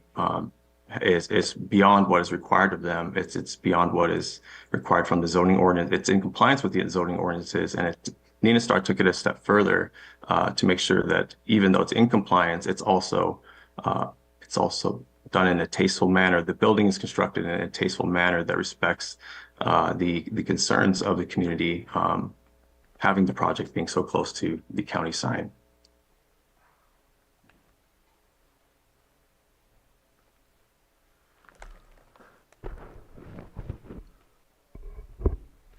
Lastly, I want to review the Planning Commission's comments and conclusions from that hearing, because I think they're important, and I think they're telling of the merits of Nina Star's application. At the hearing, the Planning Commission expressed its opinions about the project, and had indicated twice that the application itself is not flawed. That is a quote, and that the application is much like other applications that are submitted that assumingly meant that applications that are granted. The comments that led to the county's denial included that it wasn't the right time and place, and that the Planning Commission had concerns about collaboration between Nina Star and its neighbors. Those are unfortunate conclusions for that hearing, because as I've stated repeatedly here today, Nina Star's project is in compliance with the zoning ordinances, and the fact that some community members dislike Nina Star or its operations, or the nature of its business, which is cannabis cultivation, a legalized industry in the state of California, is unfortunate. And those, as I've repeated a few times here today, those concerns are legitimate, obviously, because from any community member having a concern about the character of their neighborhood, those are important. However, the land use permit application process is not the procedure for addressing those concerns, unless those concerns are within the zoning ordinances, and as it relates to Nina Star's application and the information that was heard on December 12th, it is not.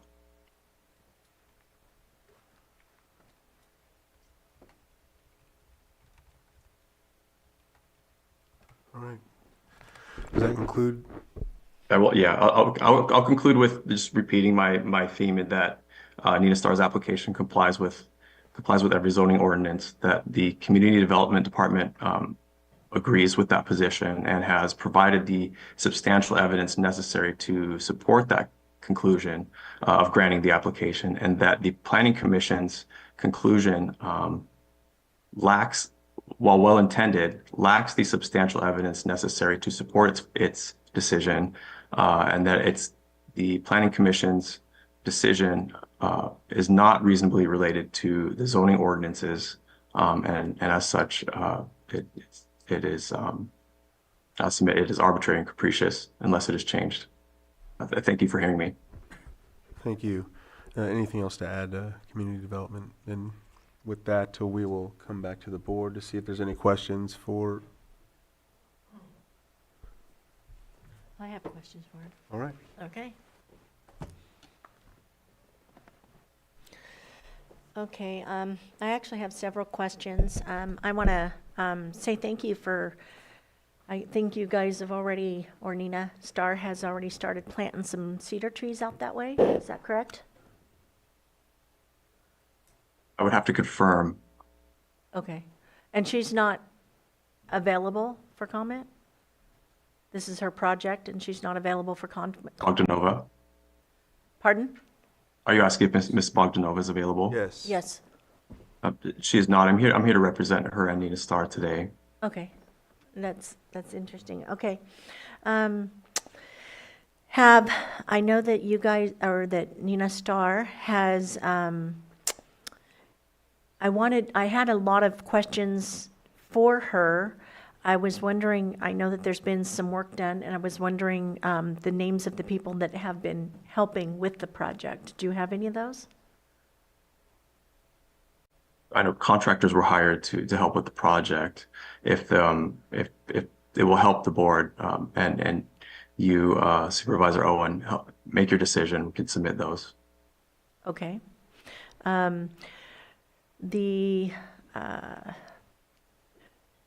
containers, there's a number of containers on the property. Do you know the number of them? How many of them are located on the shipping containers that are on Yes, the property? Do you have a Sorry, go number ahead. on that? I do. I believe the number is around 20. And as Ms. Bogdanova had testified at the Planning Commission hearing, those containers hold the building materials necessary to enact this project if it were to be granted. And the intent is to immediately remove those containers as they're emptied and as their use becomes obsolete. There's Okay, no and intent to keep those on site. have you emptied any of them to date? No, they have not been emptied because there's no permission to use the parts inside. Okay, I had seen some pictures with well over 24 containers on site from, a satellite image. So some of those have left the site, or is there over 20? Over 20, but 24 would be about 24, and that would be consistent with Well, that was what was in the open. There was also some that you could see kind of up underneath some canopies. Permits, are there any permits that have been issued for those containers? Do you have permits from the county to have them on site? We don't, because they're temporary. They won't be remaining on the premises. Did you want to answer? Maria? Yeah, there. If I may. Yes. So there was not a zoning clearance issued for the temporary storage sheds. There was a building permit, demolition permit issued for the 2 trailers that were on site that were removed, as well as the hazardous electrical that had been capped. There was a zoning clearance that was submitted with that demolition permit that also included those shipping containers on the site map. However, it was not listed within the scope of work in which they were submitting for. So how many are, so are you saying that they are permitted? There was a little bit of confusion there in the way it was described. And how many do they have a permit for, if they have a permit? So they had submitted for a zoning clearance with a demolition permit. Yes, I However, understand that was, the shipping containers were not included within the scope of work. Okay, so for they that. don't have a permit for those shipping containers? That's correct. That's correct, okay. And is that in violation with the county's code to have over 24 shipping containers on the parcel? We were considering those as temporary uses to be removed. We do have building permits for cargo containers for permanent use, but we were taking these particular cargo containers as a temporary storage. So to be they removed. are in compliance with them, is that Yes. correct? Yes. Okay. There are no current violations of Chapter 5. Okay. Let me see. The water. Now, my understanding is that there was a 43-foot well that was currently on the property when you purchased it, is that correct? When it was purchased? I will rely on the hydrology report that was submitted to the county. Okay. And So the findings in there, and If I read that, I believe I can defer to that. Okay, if I read that correctly, there was a 43-foot well. It was tested in March of 2020. Excuse me. That was a heavy rain month, according to AI. I looked it up. And it was above average March rain year. And at that time, it was 16 gallons per minute, which it has not been tested during a drought year during the summer to say what kind of water it will bring. And as we know, there's a huge water shortage and availability in that area. And my biggest worry is that it's going to affect the neighbors and draw the water supply down for the people that are in that area. That's a huge, and I believe that Calliope Water has written a letter and submitted that as well with water concerns, and it's very poor amounts of water in that area. Many houses in the area currently have to haul water during the summer months, and of course, the amount of water that is going to be used by this large of a grow is going to substantially use up a great deal of that water, and it can affect the residents in that area. So I just don't see where it can supply the amount that it's going to require. Furthermore, the amount of water, there's another well drilled in 2021, which was 303 feet deep, and it only produced something like 3 gallons per minute. There are a number of neighbors near there that they might get 1.5 gallons per minute. And like I said, their wells go dry during the summer. So these tests, none of them that I've seen were done during the summer, during August, September. So this is a huge issue for the people in that area. The cannabis, as I read in your report, the average, and I'm assuming, though it does not stay, that seed, let me see, get back on track here.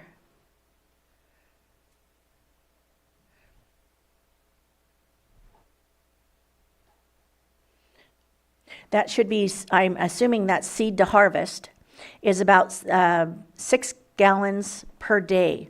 But that also doesn't include the summer months when we have less water. There's a water issue in that area, down that valley, and it will require more water during the heat of the summer, especially in this dry climate. And I'm new to cannabis, so I'm asking a lot of questions to people, nothing scientific, and I have been looking to find out if I could find something scientific online and haven't been able to find it. But I'm hearing that it can take as much as double that at a mature plant during heat peak, and that's when the residents are needing their water the most. So water's a huge issue in that area. Let me see. The scenic corridor, though I know that they're using the 500 feet on the scenic corridor as kind of what they're stating, we cannot find at this moment. I think it's a little bit ambiguous to state it's only 500 feet because we cannot find the documentation, and I've had some people looking for that, stating whether it is actually maybe 1,000 feet. There's not a definition to my knowledge on exactly what the scenic corridor, and I might be off base and you might be able to fill me in later with that. Some documentation, but right now we can't find the documentation to define actually what the scenic corridor is. So is it further than 500 feet? Is it only 500 feet? We can't find the documentation on that. School buses. There's a school bus stop. There's a few school bus stops around that area, and this should be an issue. It can't be within a certain distance of schools. Kids are standing out there waiting for the bus, and it's less than 300 feet from the property. So that should be an issue.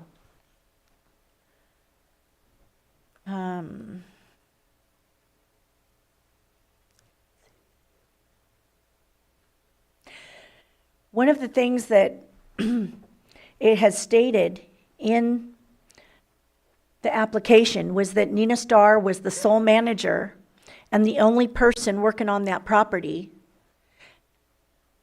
Yet there's been people talked to and seen other people working on that property. And in the application, it actually states, and I believe it's page 4, item A3 is my note, and it states that before having any other person come on the property to work, even subcontractors, that they'd be doing the background checks but from the sheriff's department. And to my knowledge, that hasn't been done either. I mean, maybe it has, but we'd like to see that. And I know that there's people that have talked to people that they've seen on the property doing work. So again, in violation, in my opinion. Okay? Just for our understanding, could you list what violation that is? According to the application, she had stated, it's not, I guess the word violation might be wrong, but according to what her application is, she was the sole person on that piece of property doing 100% of the work. And they've testified that they have had subcontractors come on. Like the ones removing the substandard Well, houses? and bringing in the connexes from other jobs. I'm not sure where those, where the equipment came from. I'm assuming a different job, a different location, unless they have purchased it recently. Which wouldn't make sense to purchase it before you get the permits, so I'm assuming it came from another job. They claim that the equipment in the containers, the 24 plus containers that are currently on the property, they said it's full of cannabis materials to grow. So did they remove that from another piece of property that they were using it on to bring it to this one? Our understanding is that those are temporary storage for the project. I'm not once it talking is about approved. the Connex box, I'm talking about what's in it. Right. So We're not aware of any cannabis cultivation activities taking place on this project site. No, I didn't. There's been some work, for instance, the planting of trees and putting the connexes on and off. We have no regulation in our current zoning ordinance that would prohibit contractors. I understand that. I'm just stating that in her agreement, in her application, that she would be the only one there and anybody else coming on the property. Let me find The it for terms you. of this project are not actually in effect yet. So we wouldn't be holding that project to its conditions of approval or its project management plan until the permit is actually approved. Okay. So while you're looking for that, shall I let Supervisor Sabatier? Yes. Yes, okay. Supervisor Sabatier. Thank you very much. Always difficult with these projects, and not exactly a fan of being told that I don't get to make a decision, that it's such black and white, but I believe these are discretionary and that concerns should be discussed and at least mitigated at best, or looked at different ways of approaching this. I guess I'll start with one thing that I'm really confused about. I'm really confused about the rendering. What is this red building that is rendered? Because here it talks about greenhouses being in the front that are going to be made of metallic skeletal framework and covered in black tarp. I don't see a red and white building. That looks more like the processing building in the back, so I'm kind of confused as to what that rendering is in the first place. It doesn't feel like it matches the site plan, where the site plan talks about looks like 6 mixed light greenhouses, and then in the back you keep going further, there's the processing building, which I'm assuming is going to be the red and white building, and then more green mixed light greenhouses in the back. And in the rendering, I'm utterly confused as to what that building is. Can you help me out? You're on mute, if you can unmute, sir.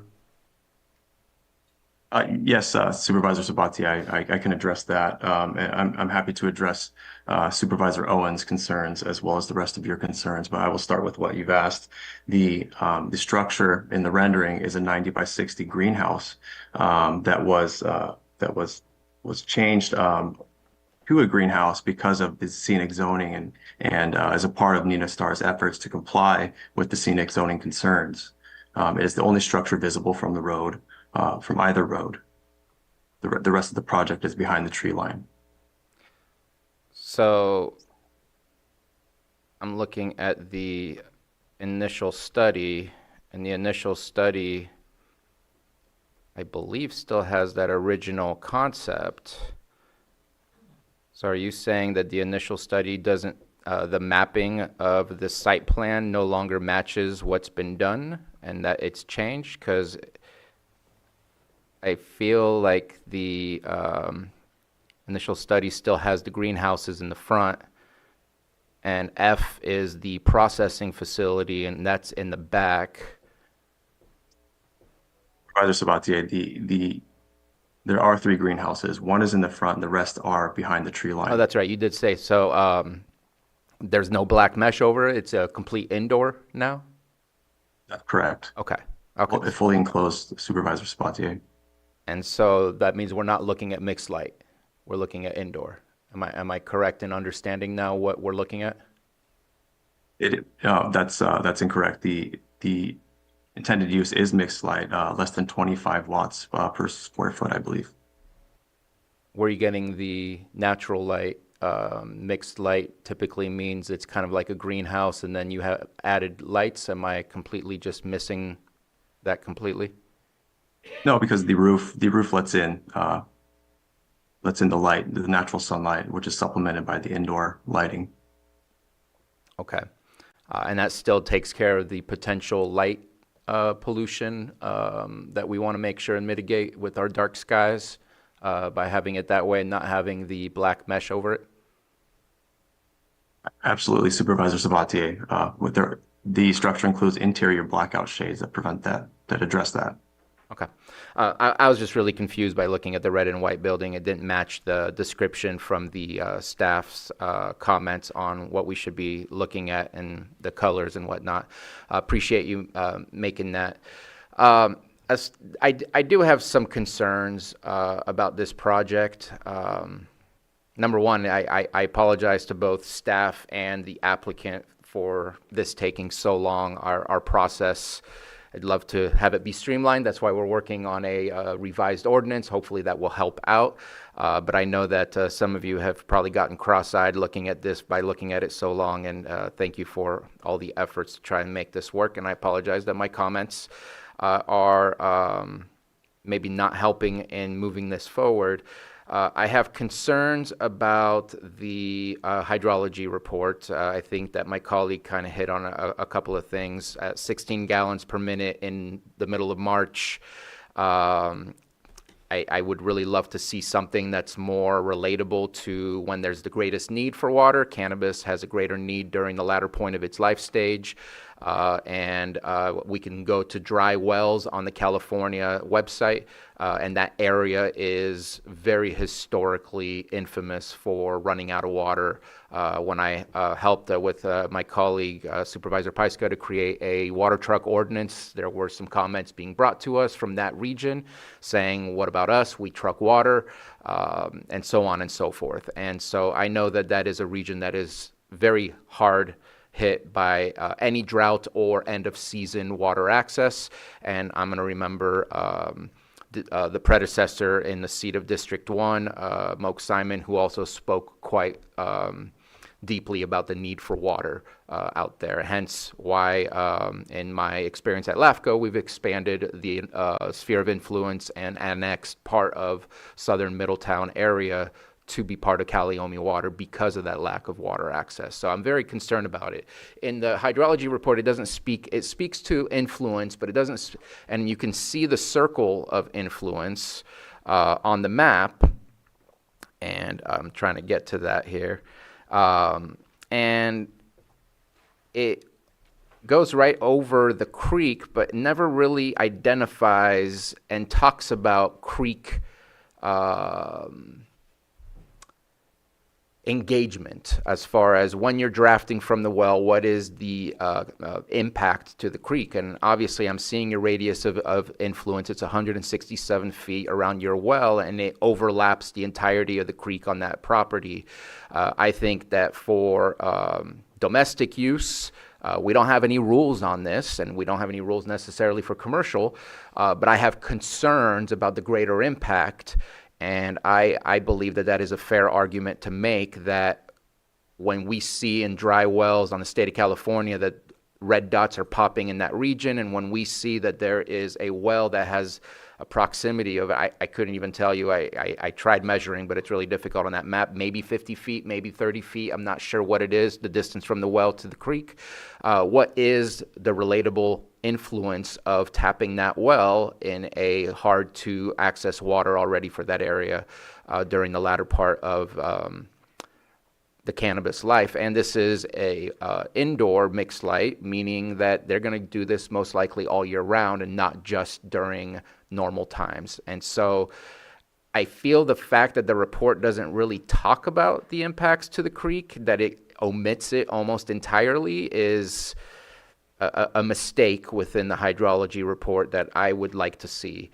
During the reviewing the drought management plan, I've seen a lot of these, and I don't get to always express it because of this, because we don't get every single project to the Board of Supervisors. But a water management plan is not a drought management plan. I want to know what your plan is when there is absolutely a lack of water. And if your plan is to do what you do on a normal rainy year, that doesn't seem like we are trying to work together as a team with all neighbors, trying to figure out how are you going to be able to continue your business, and how are your neighbors going to continue theirs or have access to domestic water, because it's about all of us sacrificing together during those droughts, not just saying, I'm doing my best, I'm going to do the same thing every single year. And that to me is what a drought management plan is. It's about urgency of water availability, not how do you manage water on a daily basis. I also have my concerns about the high fire threat area that it's in and the bringing of 3,300 amps. The average house uses about 100 to 200 amps. And here we would be bringing what I see as a minor industrial use or a light industrial use to a very not very defensible area, and in its remap that just occurred in the past year or two is I believe in the orange scale, and I don't know, that's not high severity, but that's moderate severity, I'm gonna assume. And I just have concerns because of the semi-isolation of that area and the proximity to the closest fire station, bringing 3,300 amps. I would prefer that be a little bit closer to town, and granted, again, in the zoning, that doesn't say that you can't do that, but it's still a concern. And again, this being discretionary, our concerns should be heard and mitigated as much as possible. I have also some concerns that we are putting fertilizers and pesticides in a flood zone. I know it states that nothing will happen, but the rest of the property is available. So I'm not quite sure why we can't. Maybe it's for ease of use, proximity to where it will be used, but it just seems that we can deal with the problem better by moving it outside of that flood zone, since it is about 50% of the project is within the flood zone from that creek that's nearby. The scenic corridor, I'd like to see if we can have further conversations about this outside of here. I too do not see the 500 feet written anywhere. I believe we have what's called an overlay district, but within our GIS system, I can't find that overlay. I can just click on a property and it says it's scenic corridor, but there's nothing in the general plan that I can find. There's at least what I was looking at. There's nothing in the scenic corridor ordinance that identifies a certain number of feet from a scenic road that then the scenic corridor restrictions are taken away. And I'm not sure if that was something that was approved by the Board of Supervisors or not, but I'm not able to find it. And I would assume that applicants are probably not able to find it, or even the general public is not able to find it if it does exist. And so I'd love to see that if it does exist, or else maybe bringing it back to the board for review at a later time. Those are my main concerns at this moment in time. And again, I think the biggest one for me is water. I think there is a fair argument to be made. Thank you, Supervisor Sabatier. Well, 1 second. Did you want him to answer some of that, or did you were just making a statement? I think those were mostly statements. Okay. The only question I had was my confusion on the rendering, and I got clarification Okay. on that. All right. So we'll move on to Vice Chair. I think you were next, unless you had anything to add, Community Development, Maria. Nope, we are happy to discuss the more of an internal policy regarding setbacks in the scenic combining overlay that we've sort of evolved over time with a number of different projects where there is not a clear delineation that is available in our APN books. Thanks. Thank you. Go ahead, Vice Chair. Yes, thank you, and I'll try to be brief since a lot of my comments were already covered by other supervisors. But I did want to mention that there was some information about some screening trees that were planted that have now died, so I would be looking for maybe an answer on that, what happened with that, when that is possible. And then I also had a question about the bus stop, if that was an actual concern. I know it came in as a community concern, but my biggest comments or concerns are the water issues. And in reviewing the hydrology study, we know that the yield cannot be estimated with precision because of all the uncertainty with the aquifer and the rainfall and those kind of things. And it does, state that per their calculations and assumptions, the project does have adequate water supply for the proposed irrigation use. That's if it's limited to the 1 acre and using drip line. I've reviewed a lot of community concerns and comments that have come in regarding water shortages in that area and the availability of water. Most specifically, the letter that came in late yesterday from the Calliomi Water District, which doesn't serve that area but is adjacent to it, which cites that their review is that the wells in these area don't yield any more than 1 to 5 gallons per minute, which is far below what would be required to sustain a community water system in that area for residential use, not to mention additional demands such as cannabis or any other irrigation that might be occurring. So, with that person being kind of an expert on water in the area, the concerns that they're raising and citing match a lot of what I've seen in the community concerns. So I don't feel assured right now that that this would not have a negative impact on the environment, because if we don't have sufficient water, that could have a severe environmental impact on the people, the wildlife, the creek area, and those kind of things. So I'm concerned about the amount of water that the cannabis operation would take when there's already concerns in that neighborhood. So I just wanted to state that that's what I feel right now. I don't feel assured that there's less than significant impact on the environment. Thank you. Anything to add? We just have the first two items Supervisor Rasmussen mentioned, screening trees dying. This permit is not in effect yet, so the screening trees or the visual screening is not required to be in place yet. So it'd be like a tree dying on anybody's property at this point. Once the permit is issued and that visual screening is put into place, which could include fencing, it's not limited to vegetative screening. As part of our annual site monitoring site visit, we do check to make sure that if they are using vegetative screening, that it is maintained in good condition. Secondly, no, there was never a provision made for setbacks from bus stops.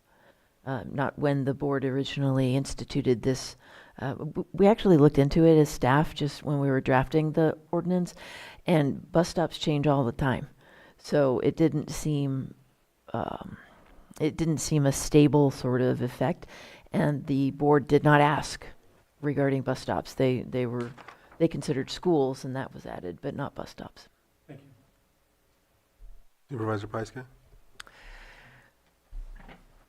I have a question about the hydrology report because it's not done by a hydrologist. It's done by an engineer. And that's not something that we typically see, correct? Our ordinance has allowed licensed professionals, so that would include civil engineers. This is not the first expression of concern regarding a hydrology report done by other than a hydrologist. That's actually something that we're taking into consideration for the update to cannabis policy.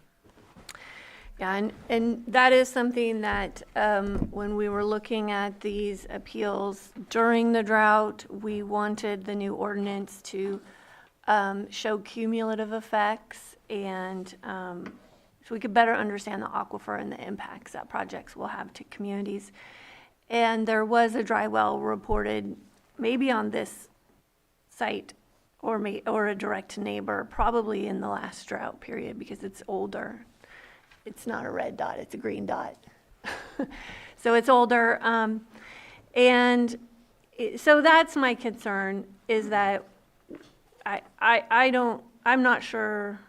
I would prefer to see this report would have been performed by a hydrologist, and we did talk about also having a neutral third party perform these tests so that we're not looking at a report that was paid for by an applicant for a specific result.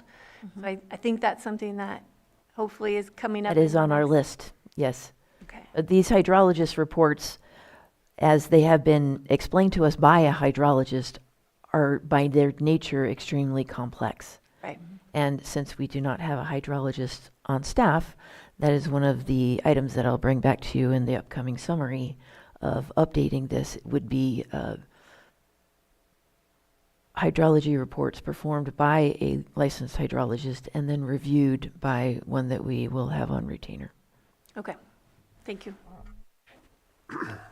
Oh, and I'll just add, for the screening trees, I'm not really concerned about that. That's obviously, they didn't plant a species that was going to survive there because those are cedars, and cedars are not going to do well in that type of climate. So, it's just something to consider when you're doing vegetation screening, is look at the natural vegetation and see what actually works and can thrive there. Supervisor Sabatier? I apologize. There was one more thing that I wanted to make sure and mention, my concern for the fire. It's concerning to me that we're putting up new buildings and surrounding them by vegetation with a very close proximity. I don't know what the hallway around it was, but there's a wooden fence, 6 greenhouses surrounded by vegetation screening. And in my opinion, vegetation is great, but surrounding your buildings in such a way, in my opinion, goes against all the new rules and regulations we're trying to follow in defensible space and all of those things. So I think we also need to rethink how we request those things to be done in order to hide maybe some of the activities that are happening on certain projects. But it concerns me to put 3,300 amps and surround that by trees. That's just seems to kind of be counterintuitive in my own mind. So that just wanted to highlight some of my other specific concerns about that. During the processing of this permit application, we received numerous adjustments and amendments and different renderings. When we do finally get boots on the ground, should this permit be approved, we will make sure that the actuality does resonate with or does reflect the Zone 0 and the fire hazard mitigations. All right, anything else? Nope, go ahead. All right, did you have anything to add to that, sir? Or did you want to address anything that's been stated after comments from the board? I think he's good. All right, so I think a lot of what I had questions about was already addressed. A lot of it was. I have this question, and I actually found it through one of the documents I had, and it seems that we have at least 70 or so, and maybe a little off, it's a couple months old, of projects that involve cannabis. And I know that's also why we're trying to work on the ordinance. And community development has the purview of doing that work, which is quite a bit. And lately, as of late, we've had many of these appeals. We have had a lot of things that come up and haven't been addressed, or have been addressed, or may be an issue now that weren't back when this was passed and whatnot. And so I know what it takes for your department to go through all of this work, and it's in line with what's been passed already. And so I know that the department at times is given, it's thought that the department's trying to favor a project or not, which isn't the case. I use the words of the late Bob Malley, who I served with on the Planning Commission, who he was against cannabis. Yes, he was, but he had to vote for projects a lot of times because he said it was the rule of what was been passed. So I just have to state that, because I know a lot of times, because of the way things are lately, that has to be said, I feel like. And so I know for me, I'd like to, I know that with hydrology, I know I like that you mentioned how an engineering firm conducted it, and how we talked about water management before rather than drought management, which I see it in here because there's a lot of conditions of approval. I think a lot of times there's attempts to address these issues through the conditions of approval. And so I know that there's so many different things I don't want to get in a rabbit hole about with hydrology, like peer reviews and things like that. And so I really want to emphasize that I think, this may be a little off, but you can stop me, Lloyd.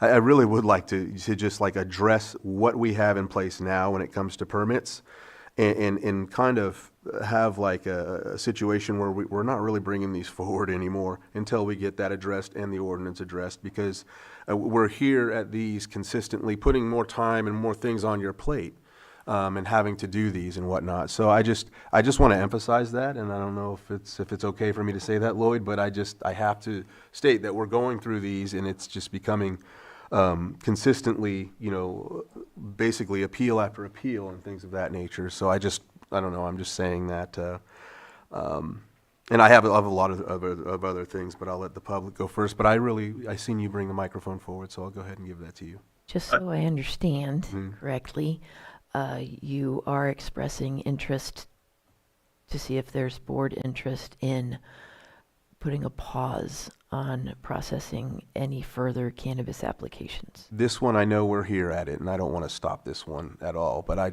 really would like to see that, so that we can, we're just going to have another appeal, and after appeal, and after appeal, and it seems that the ordinance can be something that will identify some of these things. But Lloyd, go ahead. I see Lloyd turning his. That particular item might be on a more broader scale for if you were to compare it to what's before your board today, which is just the appeal coming out of the Planning Commission's decision. But staff can certainly, within staff, can certainly look into those options, and that may culminate in a presentation to your board as it relates to those possible options, a pause of sorts on applications in general and the degree of that. Staff will internally look into that. We do have a summary coming within a month. I will make sure that options are included in that item. Thank you. No, it's getting to a point where we're just having appeal after appeal. I hear a lot of the concerns and the complaints, and then on vice versa, we have, the appealants giving their, their testimonials and their rebuttals and whatnot. But I mean, like, looking at something like, the bus stop and the cannabis project being in a specific spot. And I mean, people are going to take what I say for whatever they assume it is. But I mean, we have grapes, and we know those grapes aren't eaten. They're not food. They're for wine. And alcohol kills more people than cannabis. And I don't use cannabis, but there's also the Right to Farm Act, which allows you to grow hemp. Is that going to preclude somebody from growing it outside of the, the zone and whatnot? So I get frustrated at times that it gets further than where we are with what's intact. I just felt the need to say that. I think I'll stop there and allow the public to speak. Kirk Crandall, if I can interrupt, if the board would allow me to address some of the concerns raised. I think it'd be better because the public will probably have a lot of the same things. And like you asked, if you could speak at the end, we'll go ahead and give you that opportunity then. All right. That's fine. Thank you. If there's not anything else from the board, we'll go ahead and go from there. So if you're here on this item from the public, please state your name for the record and make your statements. Good morning, Chair Crandall, Vice Chair Rasmussen, members of the board. This is actually not a public comment, but more of a point of order and a question. Ms. Claiborne mentioned that there were several public comments that were not submitted because they came in within a 96-hour period. However, I understand as an appellant, having been an appellant, I have to submit my material within 96 hours, but I understand the public is on a different time frame. And I do know that some of the public did submit comments well in advance of 96 hours, and they weren't published. So it's kind of in a catch-22. If my understanding is correct, that the public has until the day before the hearing to submit a public comment, but now we're being told it's 96 hours. It would be nice if there was clarity, and that clarity be posted on the website, especially if Granicus isn't made available until 96 hours. So I don't know if there's a question that can be answered. So, thank you. All right, you finished? Yes, I am. Okay, sir. I don't know if you wanted to go first or go ahead. Materials that we did receive in community development were forwarded to the administrative office, whether or not they were, and so I would defer to them. Thank you. All right. I didn't know if, Lloyd, if you had anything or AO. Just as a supplement to what Director Turner said, under Article, I believe it was Article 58 of the county's zoning ordinance, it does reference that this public hearing, in addition to being de novo, all interested persons may appear and present evidence to your board for your board's consideration. Supervisor Sabatier. I know that I don't believe I'm alone. We all received a whole lot of correspondence, and that was received, that was read, and yeah, I just want to at least make sure to recognize that was, thank you for your correspondence. Not to mention it was postponed as well, so we've received a lot of those from the week before, and then we wanted to make sure that Supervisor Owen was here as it's in her district, so I'm only stating that because I know there's been more time, like you stated, and I have received a lot of the comments. I'm sorry, I didn't see your pen. Well, just with the other pen over there. Just quickly to echo Supervisor Sabatier, yes, I had mentioned my earlier comment that we got a lot of comment, and I reviewed those. One of the things that could cause them not to be on today's record is if people are sending them to just supervisors. For example, yesterday evening, the clerk doesn't have time to get those in the record when they come in that late. That doesn't mean they're not. I can speak to as far as. Yes, please.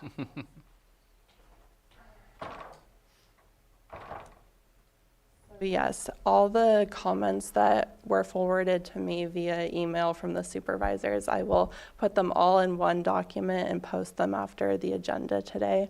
And I encourage people to use e-comment because all the supervisors receive that immediately right when you click send, and the public gets that as well. So via email is not the best route, but we will get them on the agenda. It just won't, if it's on Monday, like afternoon. It'll be after the agenda because it's a process to get it posted to the agenda. Thank you. I think one thing I'll add is being a part of many appeals and things of this nature. There have been tactics where people submit things at the last minute. I'm not saying anyone here has done that or anything like that. I'm just giving you history that I know. There's been attempts to continue or something of the like. It becomes one of those situations, and I've seen it in the past on either side of whoever's, pro or con in that situation. So just mention that as well. Is there any other public comment here? Or? Okay. One up, Margot. Good morning, Supervisors. Before I go into my comment, I wanted to respond to the suggestion about using Granicus first. I thoroughly endorse that recommendation. If we could have the ability to attach a file, that'd be great, because I've learned the hard way. I hit hard that 2,500 word or character element, and then I lose my entire public comment. So if we could find a way for the public to attach a file, that'd be great. Thank you. Okay, and to my public comment. My name is Margot Kambara. The Planning Commission ruled correctly when it unanimously denied Nina Star Farms major use permit. By denying the permit, the Planning Commission protected the county from liability and possible litigation. The Planning Commission's decision is correct on 9 additional points. First, the permit application's mitigated negative declaration, MND, is flawed. It does not acknowledge nor address negative impacts identified by neighbors regarding water supply. Second, the neighbors' concerns meet California Environmental Quality Act, CEQA, threshold. A fair argument and mitigation must be addressed if the permit is approved or appeal granted. Third, the MND does not identify sufficient and enforceable mitigation. Fourth, the project's piecemeal approach violates CEQA. Fifth, the initial study -MND has incomplete data. Sixth, an unlicensed person may not prepare project planning and design documents. The project documents lack the required signature and engineer's stamp. Seventh, the project site plan is not signed and stamped by a licensed engineer as required by law. Eighth, cumulative impacts, for example, traffic and water usage, are not analyzed as required by CEQA. Ninth, project violations have been committed. The project site does not have a permit for shipping containers per a Public Records Act request completed last week. Neighbors describe other violations by project personnel. Other CEQA factors. According to CEQA, when a fair argument can be made that a project may have significant effect on the environment, an environmental impact report, EIR, must be prepared, even if evidence to the contrary exists. The fair argument standard is low threshold test for requiring the preparation of an EIR. It is a question of law, not fact, whether a fair argument exists, and the courts owe no deference to the lead agency's determination. The neighbors to the project meet the fair argument standard. The project will result in significant environmental effects that have gone unidentified and unanalyzed in the MND. If Neighbors you can describe wrap up. Neighbors have described the history of wells going dry and having to truck in water. The neighbors provide ample substantial evidence, not limited to mapping, photographs, local Margot. observations, and information. I thank you for your time and your consideration, and I urge you to find as the Planning Commission has found and denied this permit. Thank you. Thank you.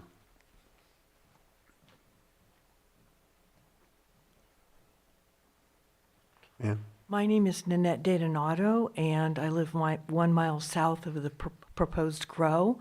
I am ceding my 3 minutes to Tara, who will speak, and I have some handouts.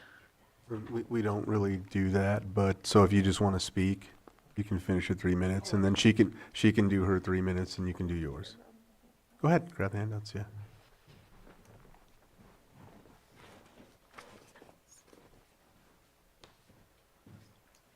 Thank you. Thank you.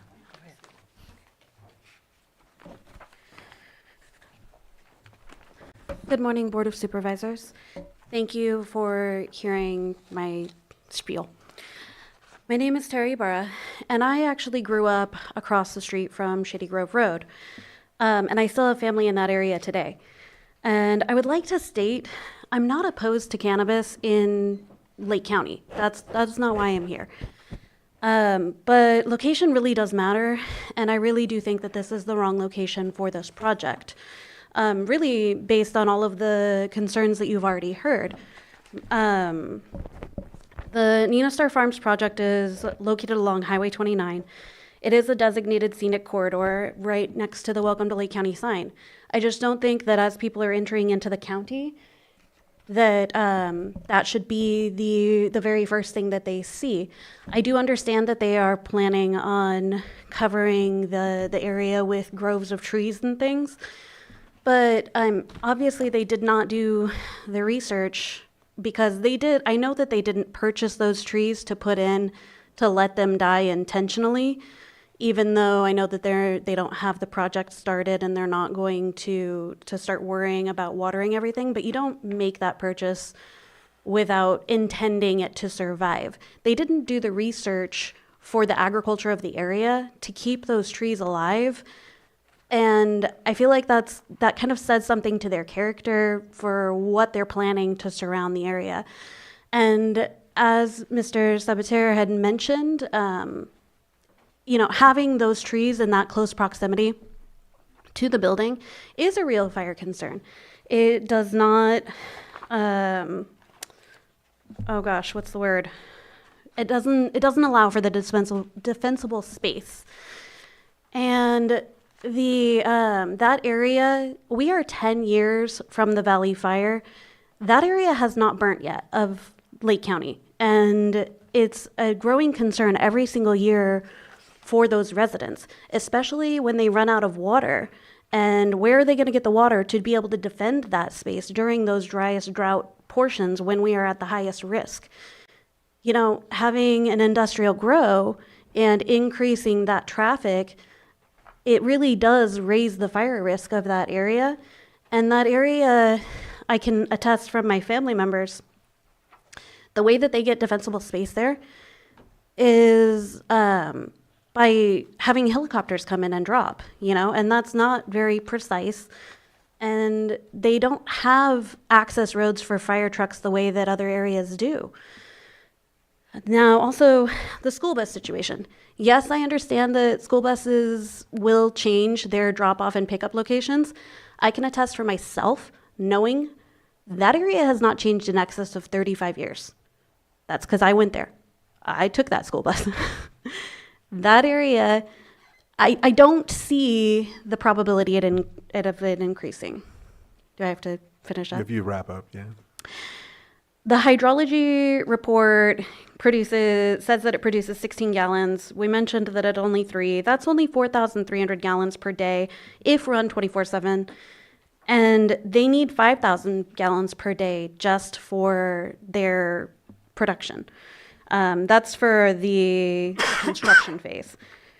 The water sphere does impede on the creek. They said they wouldn't take from the creek. If we can wrap up. Yes, sorry. Thank you for hearing what I had to say, but I really think that we need to consider the water, consider CEQA, lack of transparency, and the pressures that they put on the other residents. Thank you. Thank you.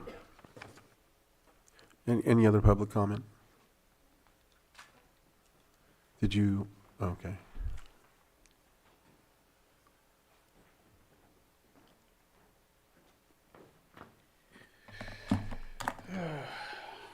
I'm Charles Morris. I'm with Santa Elena Creek United.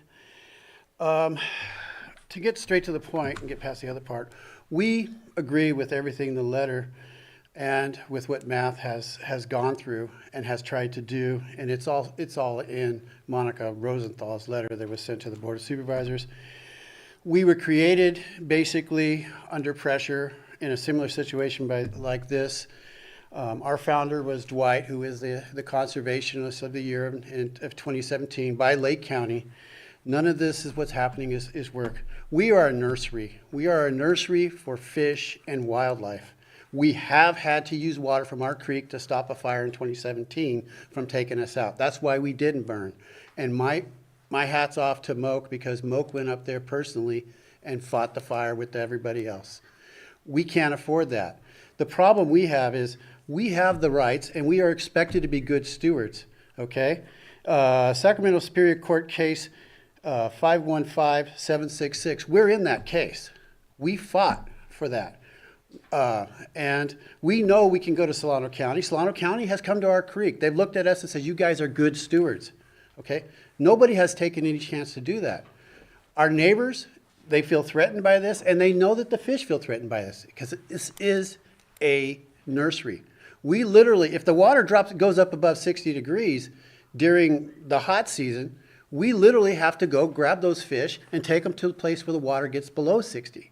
And generally that's right there on my property on Hildebrand Road, right there by the bridge, okay? We don't like to say that because we don't need a bunch of fishermen coming over here and getting our fish. We want to see those fish make their way back to Lake Berryessa, and we would love to see the salmon someday be planted in there so that they can come from here all the way to where Chief Solano started this whole thing with our water rights, and they can make their way back to Sassoon, Vacaville, and all of those places and make their way to the ocean.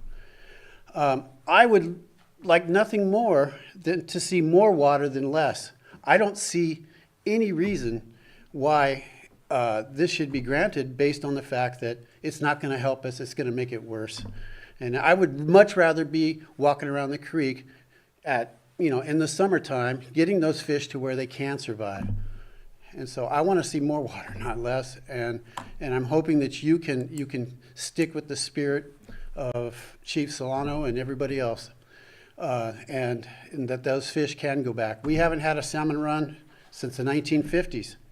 I would like to see that happen again. I know the Native American community is behind that, and most of the natives on that creek are behind that. So we would like to see that happen. And the last part is screaming eagles and fish. They are impacted by cannabis like everybody else. Okay, that's all I got. Thank you. Good morning, Chair and Supervisors. My name is Monica Rosenthal, and I believe you did receive a letter from me.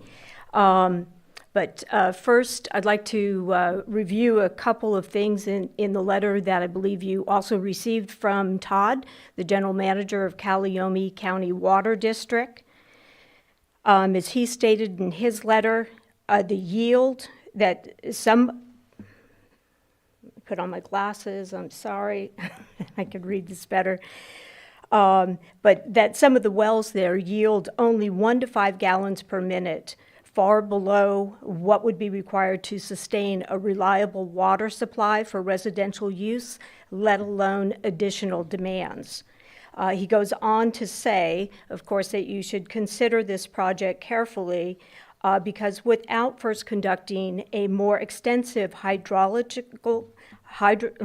a study to confirm adequate and long-term water availability, risks exasperating and the existing strain or putting more strain on the local water resources. Now, I am a farmer, so I grow wine grapes. I have 20 acres that is located near this, I'm north of this location, but I have one of those low-performing wells. I have, as I said, 20 acres. I have 9.5 acres of grapes on my property. We have a domestic well that, again, fits right into the description that Todd has laid out here for you. I don't have very many trees on the property because I don't have the water to water those trees. Again, as I said, I have 9.5 acres, but how do I take care of that, the crop and my home, and supply water and not affect my neighbors? I have a pond on the property. That's where I have my water. I have both riparian and appropriative rights to that water. The appropriative rights end March 31st. Beyond that, there is no time limit on the riparian rights, and I'm telling you this because this is where I do have part of my property also includes a creek where I have access to that water to keep my pond full. However, as I said, there is the appropriative rights end March 31st. There is no time limit on the riparian rights, but the use of that water has to be beneficial and not harm anyone or anything else. I cannot dry up the creek. So with that, again, I really, and in my letter, as it said, that there is, and has been discussed here today, that the hydrology report that was supplied in regard to this project is rather limited, and the analysis is not sufficient to properly evaluate or provide for the safety of the community and surrounding areas. The project does not meet the water resource the goal WR1 to provide the current and long-range water needs of the county and provide the protection and of quality and quantity of groundwater resource. So again, I'd like you to consider that. So the other comments that I have, Your 3 minutes. was that my time? Yeah, so if you want to wrap up. Okay, no problem. The other comment that I have is just that I am concerned about the layout of this particular project. It has changed many times. I don't know where this tree line is that the buildings will be hidden behind, but anyway, that's a concern as well. What is this project actually offering? Thank you. Thank you. Any other public comment?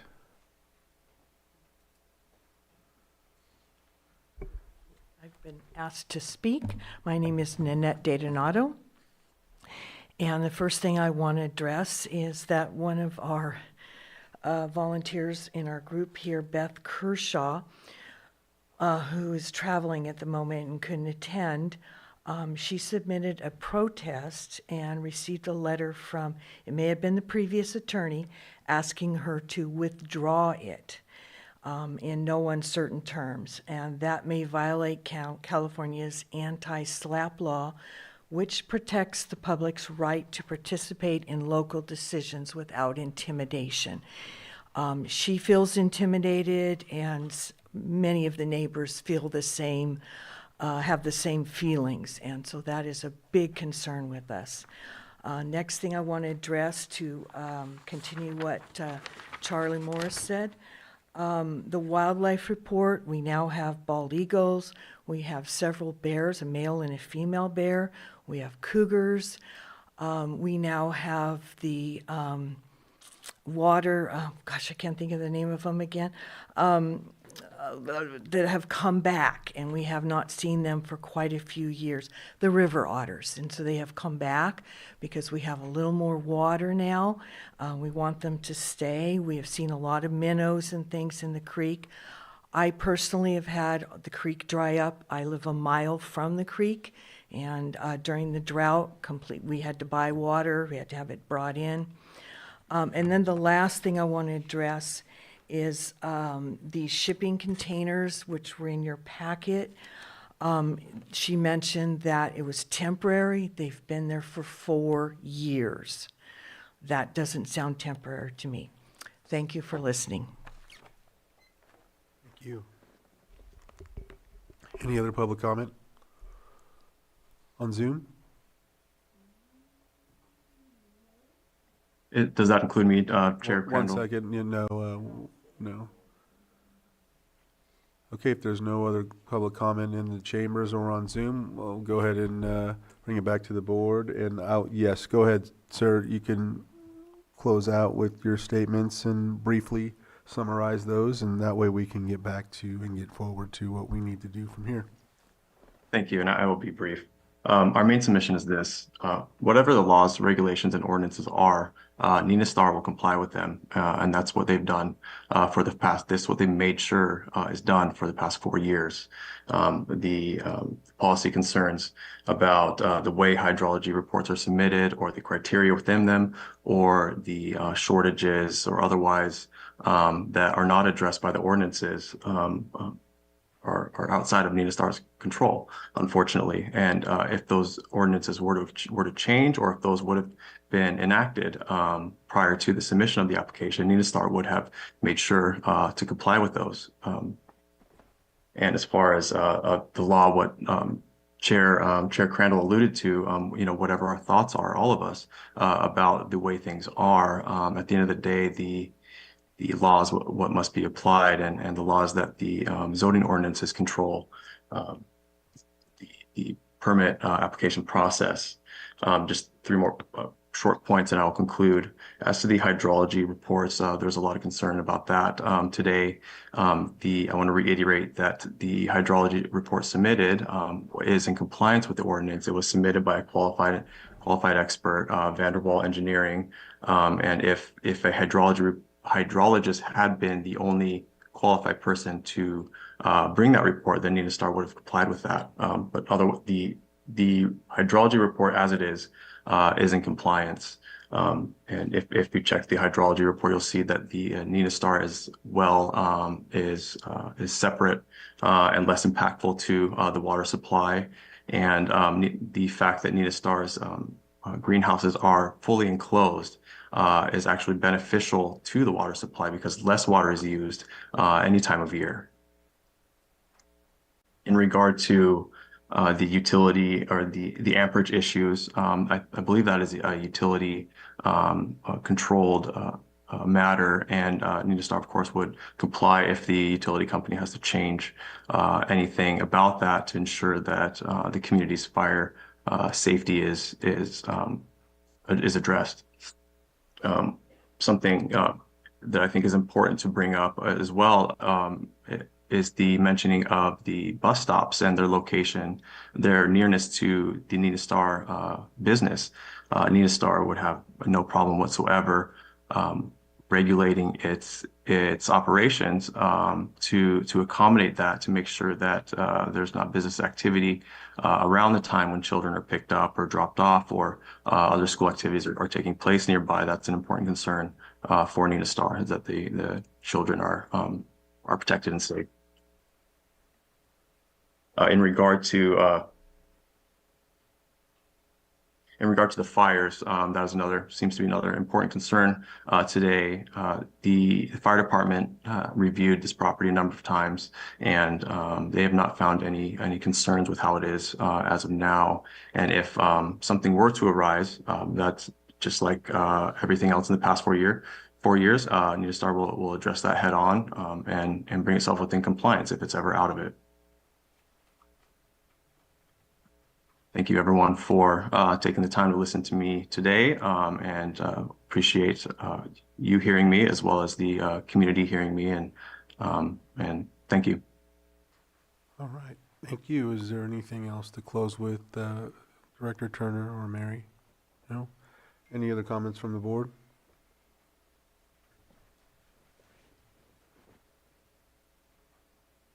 If not, then looks like we're ready for action, I suppose. Supervisor Sabatier? Just a quick comment. I do disagree with maybe the language utilized by our planning commission. I know that some of it had to deal with they don't feel it's the right thing to be on a property that has a welcome sign, and I don't think a scenic corridor is meant to be a restriction of that kind. And in my opinion, if it was outdoor versus grapevines or cannabis, now we're going to pick which plant we want you to have on your property and what's appropriate. Like at that point, we are getting way overreaching.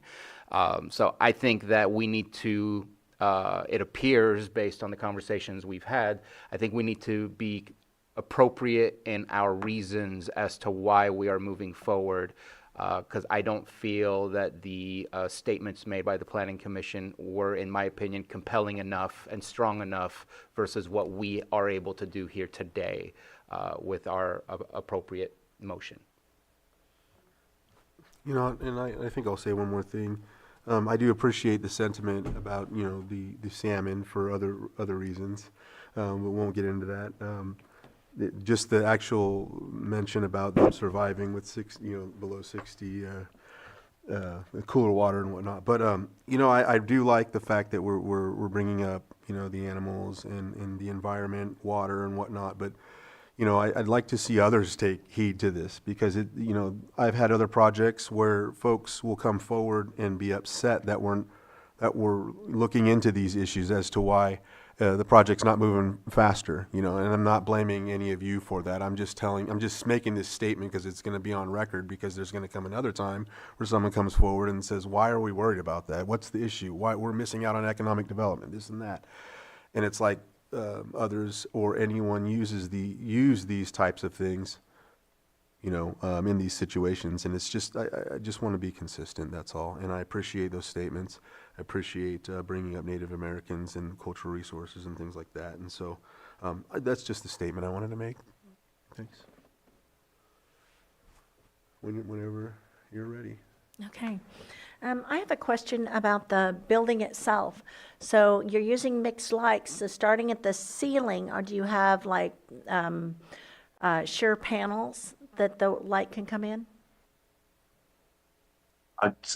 Supervisor Owen, we're using blackout shades. On the ceiling? That's correct. Oh, okay, so it won't be mixed light, it'll all be electrical lamps. They're removable, so they can be placed on and placed off. Okay, so when you take them off, is that open air where the odors can get to the neighbors, is what I'm getting at? No, Supervisor Owen, that is not. The building is fully enclosed, and so it is closed air. Or it is fully enclosed. It's not open air, Okay. And every measure possible has been taken to reduce odors, including carbon filters. Okay, well, I'd read about the carbon filters, but that's why I was unclear. The floor, what type of flooring do you have in the building? It's an impermeable floor, concrete. Concrete, impermeable. Okay. Thank you. All right. Thank you, Supervisor Owen. With that, if there's no other comments, I think we're looking for action. As a suggestion, because it's not my district, but we've all been talking a lot about water, and I think that there is not enough information, and I believe that we should utilize that inability to make an informed decision on the true impact to that community, and there is a fair argument to be made, hence the denial of the appeal, just to try and help it along. And I second that. Lloyd? So, You can help us with that. Yeah. thank you, Mr. Chair. So, for purposes of your board's motion, as it relates to this appeal, if your board moves to deny the appeal, and in line with what Supervisor Sabatier referred to, the motion, your board may move to deny appeal number 24-05 and direct staff to prepare findings of fact. And the denial of the appeal, in particular, since the water hydrology issues were raised, for your board's consideration as part of this motion, the denial of the appeal would be based on your board disagreeing or disputing with the findings that were made in the December 12, 2024 staff report, in particular page 23, item number 4 for the major use permit findings for approval, which does reference the water supply issue. And that would be the basis for a basis for the denial of the appeal. Also for your board's consideration, if there's any other grounds for the denial of the appeal that you see in this particular page in the staff report, your board is welcome to incorporate that. And the reason why I'm laying this all out is for purposes of the your board's intended decision that will then culminate within 45 days of a draft findings of fact and decision that would incorporate these grounds.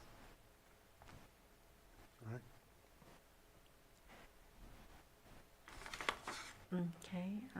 Can she say so moved? So that would be the If you don't motion wanna itself, add unless your anything. board wants. No, I would like to add the school bus stop. I know that it's not in there, but it is a, The supervisor's about to, 1 second, Supervisor Owen, go ahead. No. I want to rebut that comment. So I'd prefer that she finish her comment Oh, before I okay. rebut. Go ahead. Okay. Supervisor Owen, sorry about that. okay, and I know, I just wanted to throw in there about the kids, the school bus stop, keeping it far enough away, and you can go ahead and rebut it. And so I don't disagree that the perception doesn't look good to have a cannabis grow right next to a bus stop, but that is not within the purview of our ordinance where we can use that as a reason to deny. And I would prefer that we not put anything that we are tweaking our ordinance on the fly in order to deny something, because I think that would be inappropriate for us to do that today. Okay, I don't disagree with the comment, but I don't know that it would hold water to put that on our document of findings.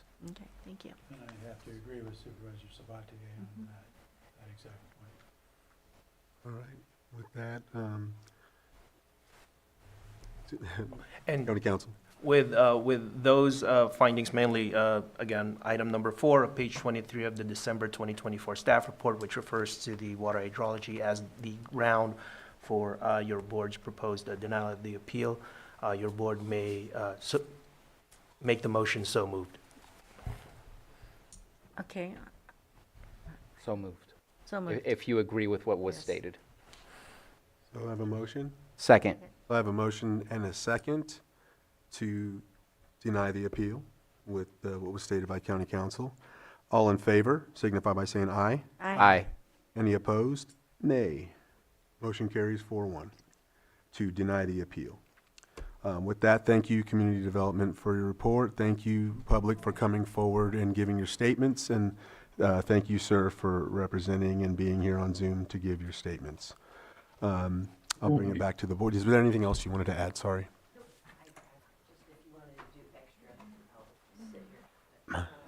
CAO,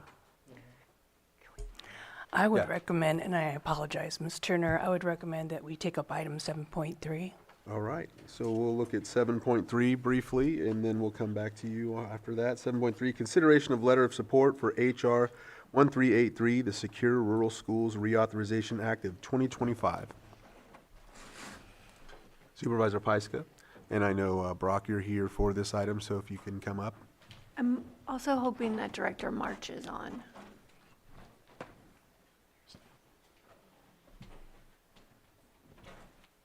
Is he on Zoom?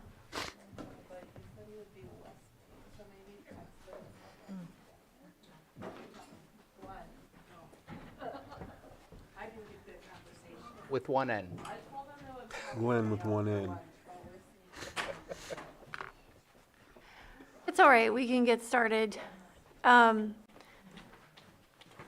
Superintendent Falkenberg is here to talk about the local impact of the secure rural schools not included in the federal funding currently, and he can speak to the history and the impact that our schools will feel, as well as Director March. Hopefully he could join us. If not, I do have some notes because some of that funding is used by the county for infrastructure, particularly roads. It's usually split 50-50. So I will pass it over to you. Oh, and I'll also mention that this is something that NACO's been championing. So Supervisor Sabatier and myself talked about this a lot on our trip to DC recently, about a month ago, nationally, how this is impacting counties. So, happy to advocate for this. Go ahead, Brock. Well, I appreciate the time today. I am here just to ask that you generate a letter of support in favor of reauthorization of the Secure Rural Schools Act. In order to really understand the Secure Rural Schools Act, we first kind of have to take a look at the Forest Reserve Act. And the Forest Reserve Act came about around 1908. And at that point in time, it outlined the authority of the president to establish national forest lands and how those lands should be managed.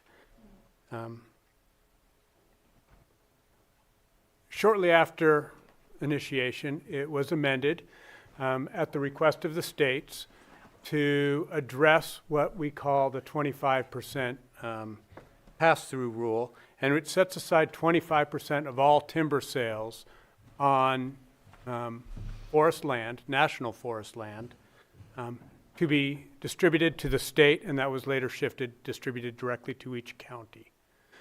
That 25% is then split, 50% going to the county, 50% going to the schools. And within the Forest Reserve Act, schools may utilize 15% of those funds to address countywide educational initiatives, with the remainder of those funds being distributed to community college and school districts that contain national forest land or are adjacent to bordering national forest land. So in Lake County, we use 15% of the funds that are generated for the schools each year to offset the cost for the operation of the Taylor Observatory and the Norton Planetarium. We use 10% of those funds go to our local community colleges, with 9% going to Mendocino College and 1% going to Woodland College. And that's based on the amount of forest land that exists within their district. The remainder of the funds, which is 75%, is then distributed between Upper Lake, Lucerne, and Canocti Unified School District. 92% of that remainder going to Upper Lake Unified School District, 5% to Canocti, and 3% to Lucerne. Again, based on the percentage of forest land that is contained within their districts. Sometimes people get this Secure Rural Schools funding, or really I should say, maybe the Forest Reserve Act funding, as PILT, payment in lieu of taxes. This is not payment in lieu of taxes. This is specifically utilized to address the impacts of activities in our national forests. Sometimes we have people frustrated that we can't distribute this money more broadly, as we have state forest land in our school districts. We have BLM land, Bureau of Land Management land, in our school districts, and we have a military reserve land in our school districts. So all of our school districts have some sort of governmentally owned land within them, but this is distributed specifically to the districts that have national forest land. That model of funding, that 25% pass-through funding, basically went up until about the year 2000. And 10 years prior to that, we started to see a slump in timber sales across the nation as the Endangered Species Act started to limit or make it much more difficult to harvest timber on national forest land. So the Secure Rural Schools Act of 2000 was established as a temporary, short-term funding model while the federal government, Congress in particular, took on the task of balancing the demands of the the demands of the Endangered Species Act and reestablishing timber sales. They have never been able to come to a consensus on how to manage that. So for the last 25 years, counties and schools have continued to receive the Secure Rural Schools funding in lieu of the 25% payment pass-through, with the exception of 15-16, There was not a reauthorization of the secure rural schools for that particular year. So that particular year, we only saw the funding for forest reserve, again, 15%. So we went from roughly $500,000 to $14,000 on that 25% sales. If we were not to receive this funding, ultimately we would have to answer the question of how do we continue to fund the observatory, the planetarium, and the funds that are passed through to the school districts, which would equal about 2.5 full-time equivalent teaching positions. And primarily you're going to see that impact in the Upper Lake Unified School District, but the other districts would be impacted as well. Are there any questions of me at this time? Vice Chair? So out of the 465, 2023 was the last year we have the number for, it looks like, and that was 465,000. That's what the report states, fiscal year 23. That is roughly the number that we've received each of the last few years, about Okay. 450. Okay, so plus or about minus $1,000. half of that, 232,000 or so would have gone to this the schools, and the other equal half would have gone to the county for roads. Is that? The other half, you are correct. Okay. All right. Goes to the county, and I don't speak to the county just because I suspect you know more about how you're utilizing those funds than I do. Okay, that was going to be a question I had for Glenn too. I don't know if he'll be here. I'm not sure if we're going to have staff on, but I have some notes. Yes, I think Matthew Oh, great. may be on as well. Perfect. Matthew? Good afternoon, board, and my apologies for not being in the chambers today. I do have this is Matthew Rothstein, Chief Deputy County Administrative Officer, and I do have information from Director March on what the impacts would be if our SRS funding is not received moving forward. Director March indicates that in the short term, SRS funds would be used for school area signage and for pavement markings and speed studies. And he noted that speed studies must be conducted by a traffic engineer, which is a contractor, not a staff person. And Director March indicated that they are interested in doing studies generally looking at the areas of schools to mitigate concerns as regarding the traffic patterns around schools and then to encourage people to slow down in the areas of our schools. So I just wanted to share that on behalf of Director March since he isn't immediately available, but those would certainly be significant impacts. Thank you, Matthew. Oh, go ahead. Yeah, so our letter of support is to Congressman Thompson. He's working collaboratively with Congressman LaMalfa on this.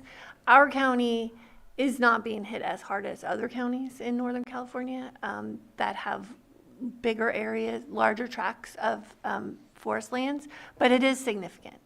It's significant enough for us to really have concerns and see the impact to our schools. And as you can see with the infrastructure piece from the county is to make our schools safer.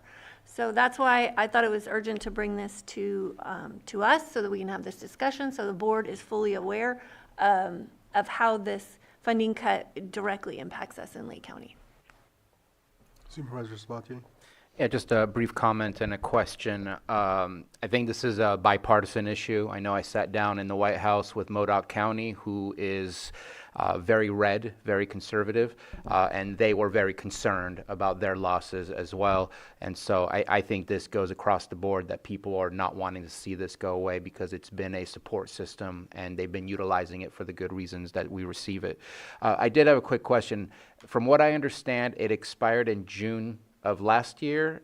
It just hasn't necessarily been re-signed. Is that correct? It expired in June of last year, and that means that it will fund this year. It wasn't reauthorized. It wasn't reauthorized, and we will stop receiving funding as of April of this year. Okay. Well, it's too bad it wasn't reauthorized, but definitely in support of this letter to, I know we're speaking to the choir with our congressman, but appreciate what he's doing and anything we can do to back him up and let him know that we can help his voice become louder. Did you have something? Or? Yes, no, this has been, I know that the fly-in that RCRC had, Modoc County. I don't know if it was Ned or... Oh, it's or Ned. It's Ned. Yeah, so there's Ned. He's also a big part of RCRC, and then also Jerry Byrne, who's the chair of RCRC.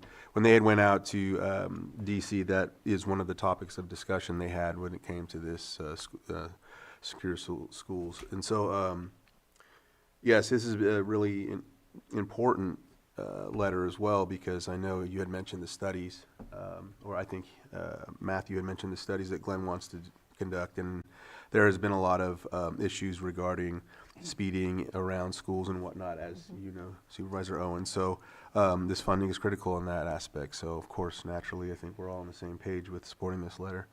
So I don't know if there's anything else you want to add, Brock, or if I should open it up to the public from there.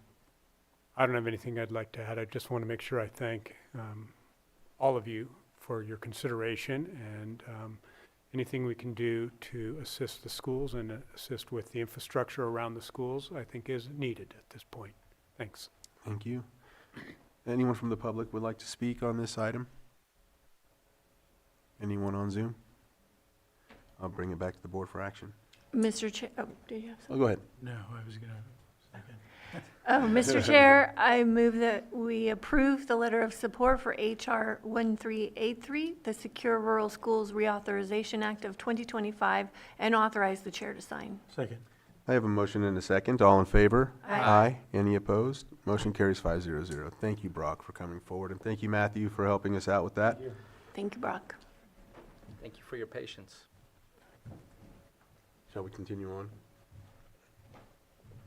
Let's see what it's 12:15. You want to go to, how does the board feel? Oh, yeah, let's go ahead and move forward with that one. Let's see, the extra item. Let me get it real quick. So we'll go back to 4.1,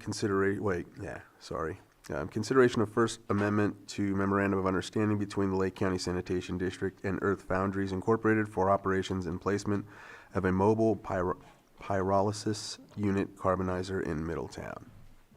We have CDD Director Turner and Special Districts Administrator Bore.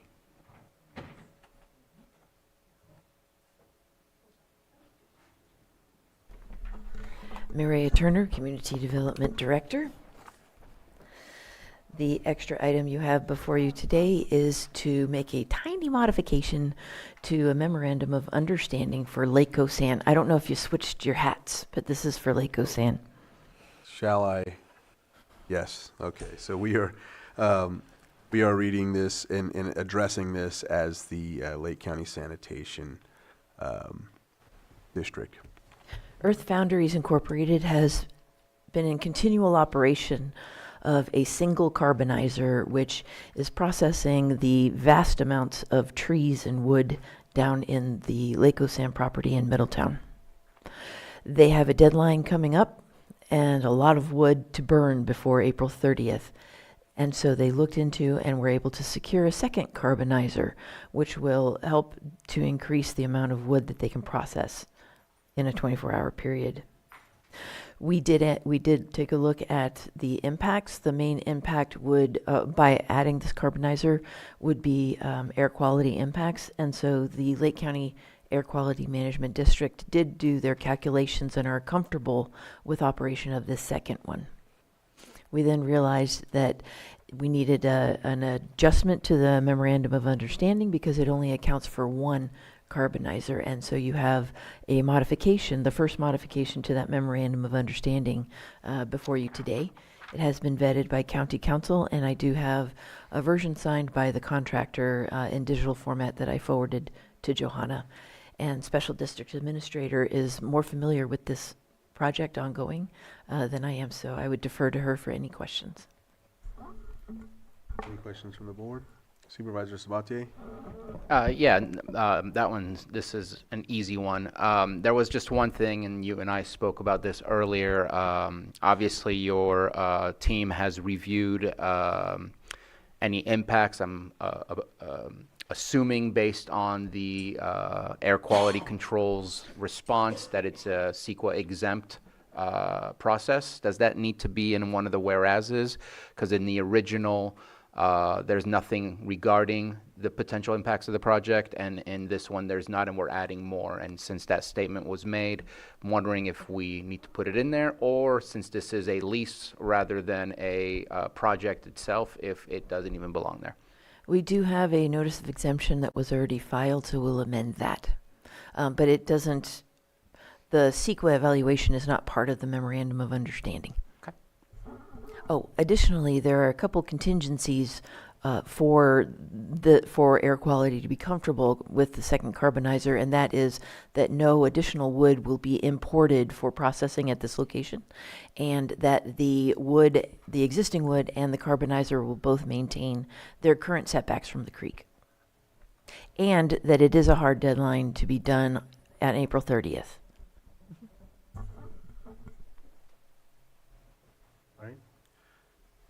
If there's no more questions, I'll open it up to the public. Hearing no public input, I'll bring it back to the board. I don't know, Robin, if you had anything you wanted to add? Well, just that there is significant room to add another carbonizer. There's a lot of wood that needs to be burned.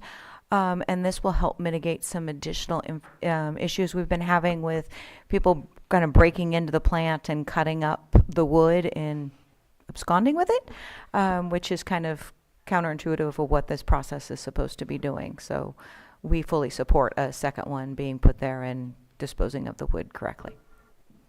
All right, seeing no other comments, if there's any action that we'd like to take. I move that we approve the First Amendment to the MOU between Lake County Sanitation District and North Foundries, Inc. for operations and placement of a mobile pyrolysis unit, carbonizer, in Middletown, and authorize the chair to sign. Mr. Chair, if I may. Lloyd? Oh, sorry. I apologize.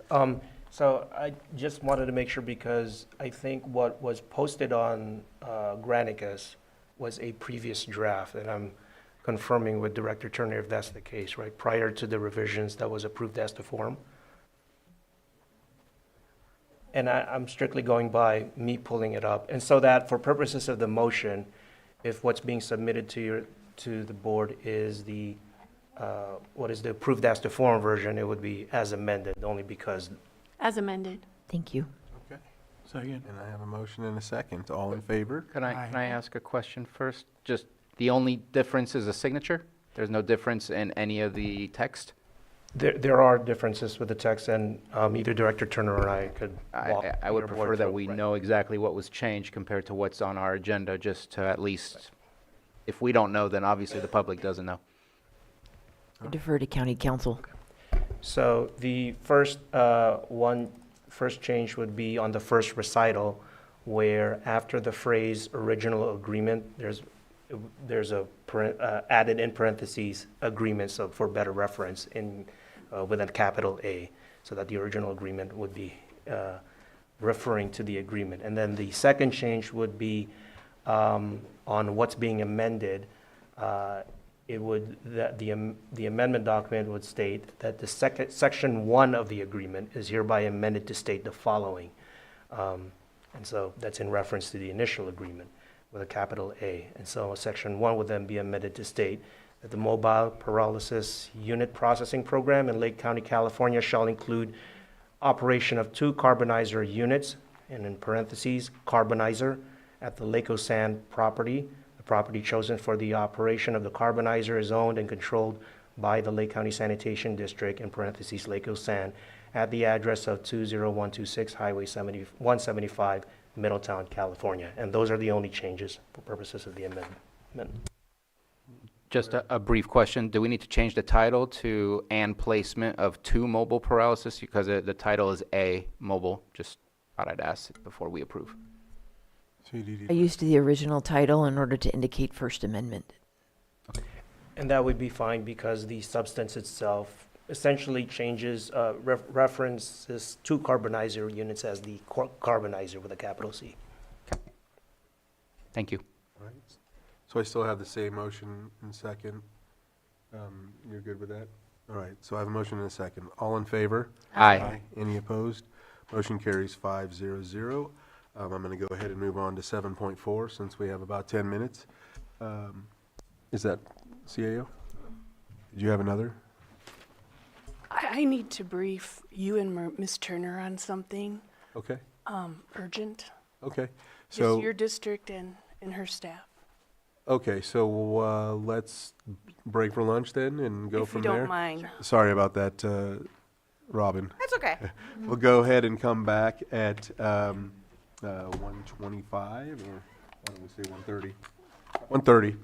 1:30. All right, we'll see you after lunch.